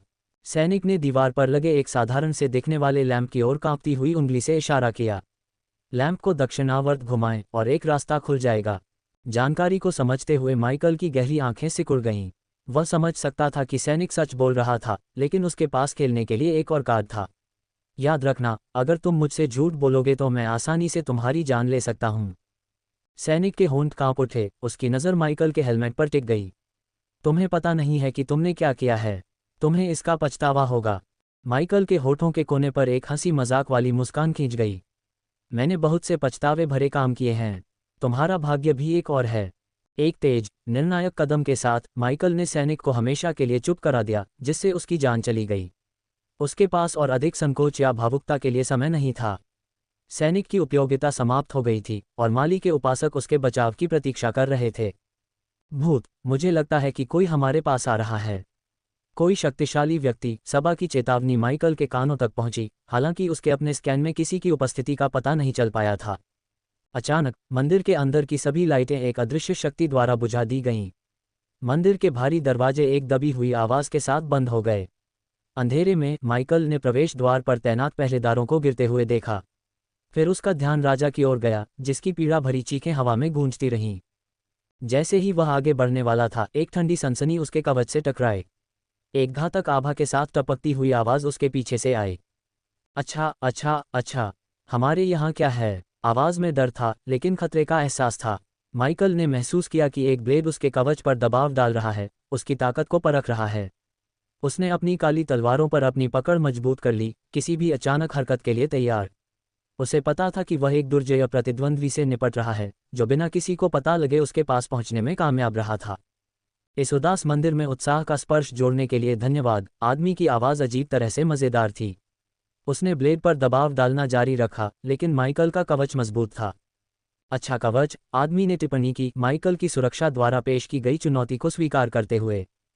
तुम कौन हो? माइकल की आवाज़ दृढ़ थी, उसकी नज़र उसके पीछे की आकृति पर टिकी हुई थी। उसने कोई अचानक हरकत नहीं की, इस अजनबी द्वारा उत्पन्न खतरे को पहचानते हुए। तुम्हारे जैसी क्षमता वाले हत्यारे को पता होना चाहिए कि ब्लेड रखने वाला व्यक्ति ही सवाल पूछता है।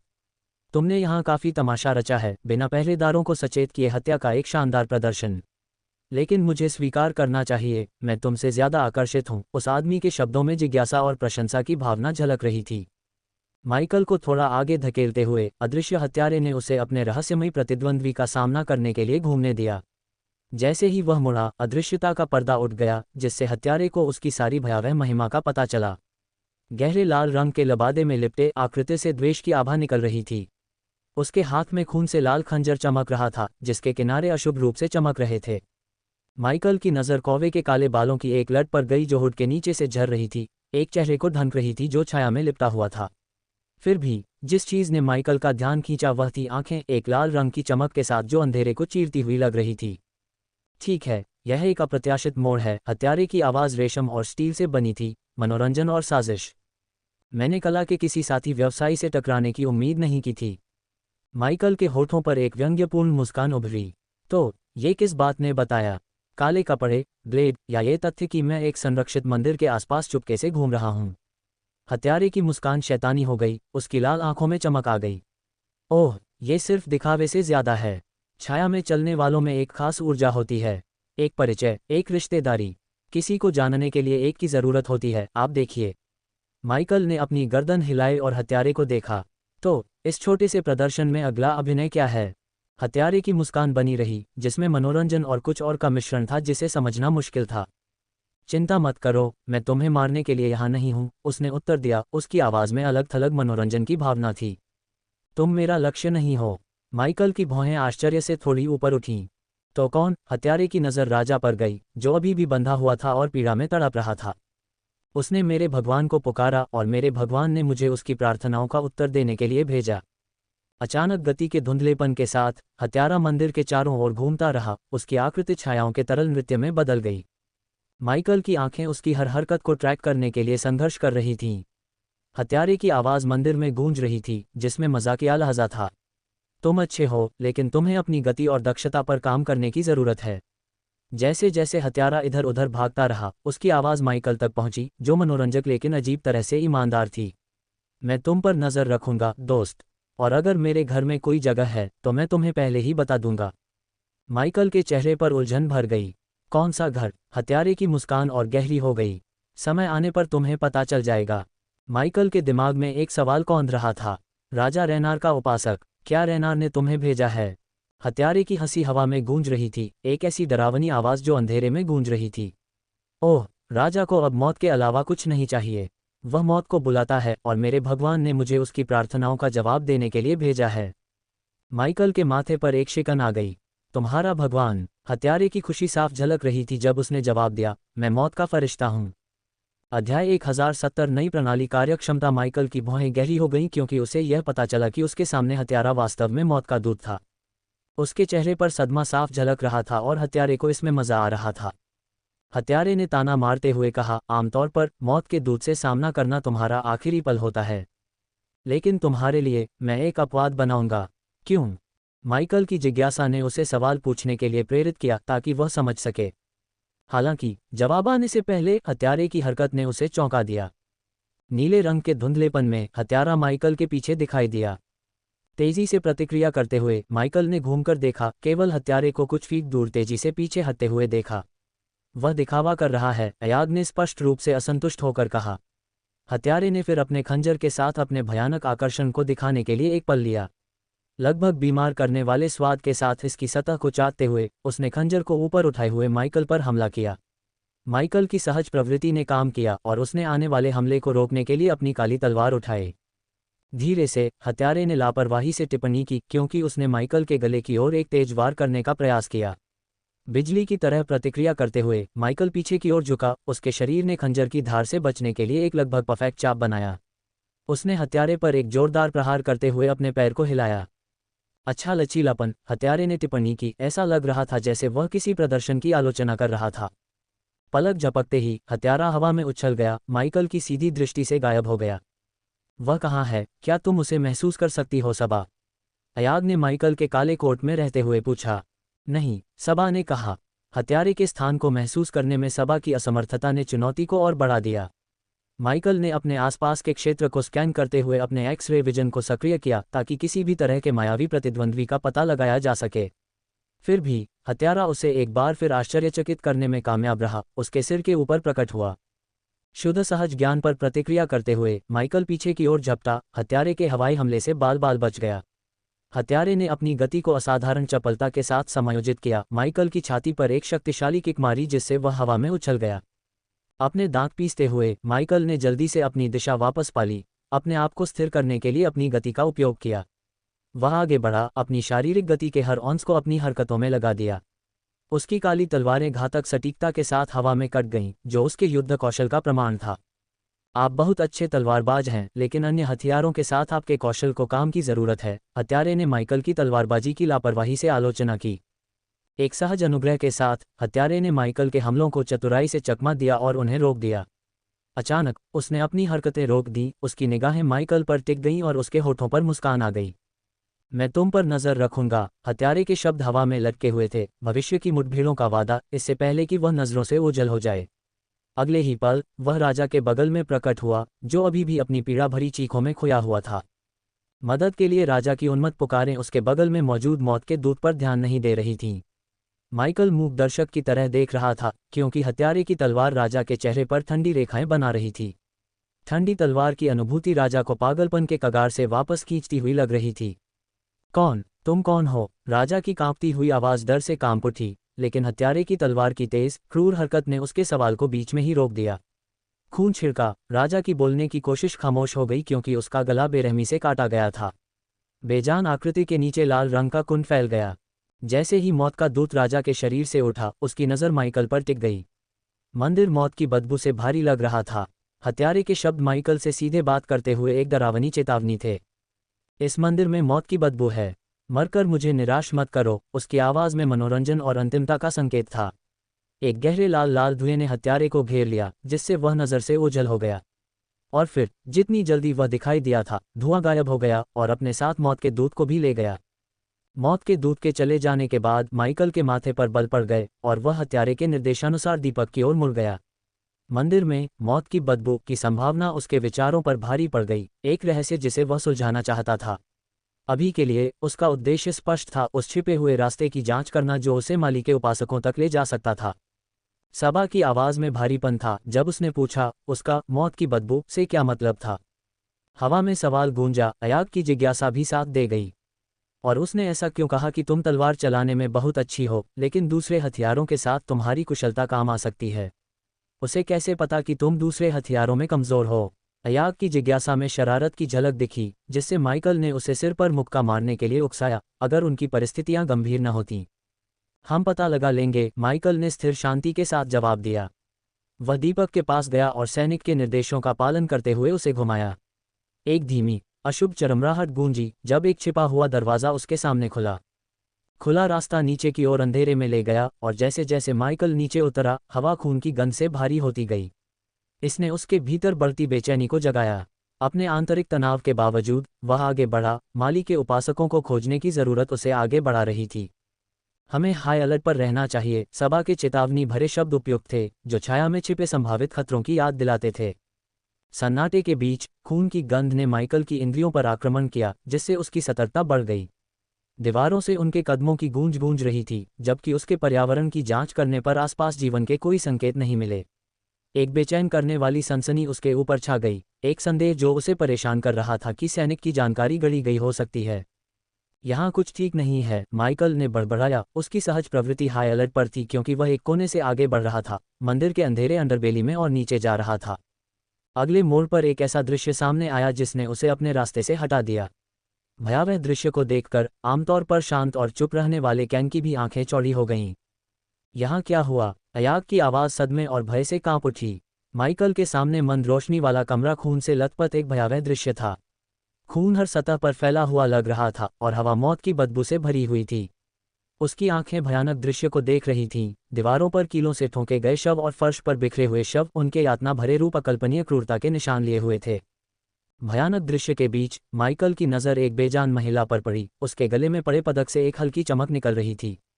जैसे ही वह सावधानी से उसके पास पहुंचा, उसके कदम पैरों के नीचे बह रहे खून में मिल गए। उसने पेड़ के आकार का पदक उठाने के लिए हाथ बढ़ाया। उसे हाथ में थामते ही उसके अंदर ऊर्जा की एक लहर दौड़ गई। वे माली के उपासक होंगे, सभा की आवाज़ कांप उठी। उसके लहजे में त्रासदी का भार स्पष्ट था। यहाँ तक कि उनके सामने मौजूद हृदय विदारक दृश्य ने उसके सामान्य तीखे व्यवहार को भी नर्म कर दिया। वह लानत वाला औक उनकी लाशों के बारे में बात कर रहा था। अयाग की आवाज़ गुस्से से कांप उठी। बेमतलब की हिंसा पर उसकी हताशा साफ झलक रही थी। माइकल भावुकता या आंसू बहाने के लिए प्रवृत्त नहीं था। उसने जब भी जरूरत पड़ी लोगों की जान ली, लेकिन फिर भी उसे माली के अनुयायियों के लिए सहानुभूति की पीड़ा महसूस हुई। उनका जो हश्र हुआ वह भयानक था, और जहां तक उसका सवाल है, कोई भी निर्दोष प्राणी ऐसे भयानक अंत का हकदार नहीं था। रैनार का स्पष्ट रूप से मतलब था। माइकल ने नरसंहार और तबाही पर अपनी निगाहें घुमाते हुए कहा, अब मुझे समझ में आया कि मृत्यु के दूत ने मृत्यु की दुर्गंध का उल्लेख क्यों किया। सभा ने उदास होकर कहा। स्थिति का भार उन पर दबाव डाल रहा था, जिससे अयाग जवाब मांग रहा था। तो हमारा अगला कदम क्या है? हम कुछ नहीं कर सकते। हमें इस बारे में माली को रिपोर्ट करनी चाहिए और उसे ये तय करने देना चाहिए कि इसे कैसे संभालना है। माइकल की प्रतिक्रिया में त्याग और व्यावहारिकता का मिश्रण था। हालांकि अयाग का दृष्टिकोण अलग था। मुझे लगता है कि हमें कुछ करना चाहिए, घोस्ट।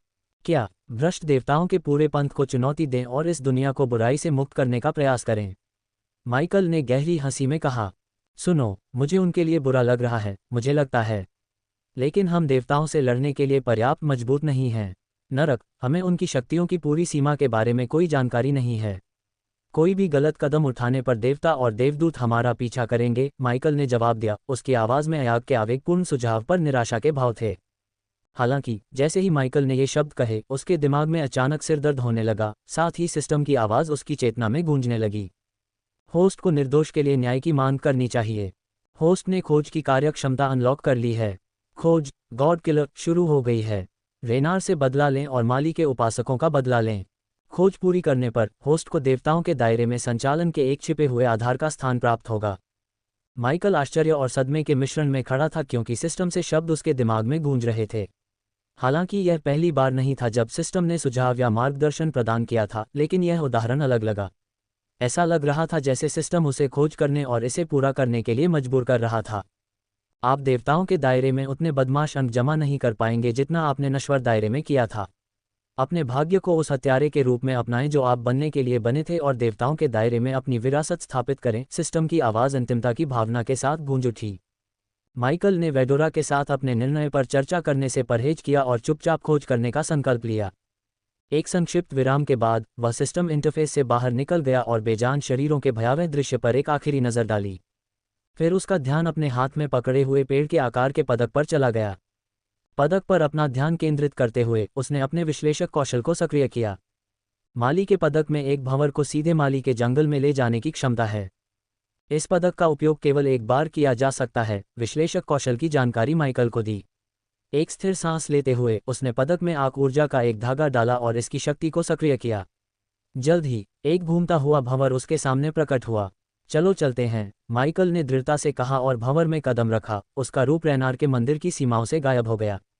एक पल में दुनिया बदल गई क्योंकि वह माली के जंगल के आलिंगन में उभरा। ऊपर की हरी भरी छतरी से छनकर आती हुई धूप निम्बोसिया में पीछे छोड़ी गई रात से बिल्कुल अलग थी। माली, माइकल की आवाज़ गूंज उठी, जो दिव्य जंगल के विस्तार में फैल गई। उसने घूमकर देखा, उसकी नज़र पोर्टल पर पड़ी जो तुरंत गायब हो गया, जिससे निम्बोसिया से उसका संबंध टूट गया। जब वह पीछे मुड़ा तो जंगल की छाया से कई आकृतियां उभरी। उनके रूप धीरे धीरे स्पष्ट होते जा रहे थे। उसे आश्चर्य हुआ, उनकी पोशाकें ग्रे बख्तरबंद स्वर्गदूतों की तरह थीं, जिनसे वह निम्बोसिया में मिला था, जिसमें रैनार के सेवकों की याद दिलाने वाले पंख थे। एक आवाज़ हवा में कट गई, जो घातक इरादे से भरी हुई थी। अंधकार का देवता, शब्दों में एक ठंडा स्वागत था। वक्ता ने अपना हेलमेट उतार दिया। चांदी के बालों और नुकीले कानों से सजी एक योगिनी का चेहरा सामने आया। मैंने सुना है कि देवताओं के राज्य में किसी ने भी आपका स्वागत नहीं किया। चलो इसे ठीक करते हैं, योगिनी देवदूत ने घोषणा की। उसका हाथ तलवार खींचने के लिए आगे बढ़ा।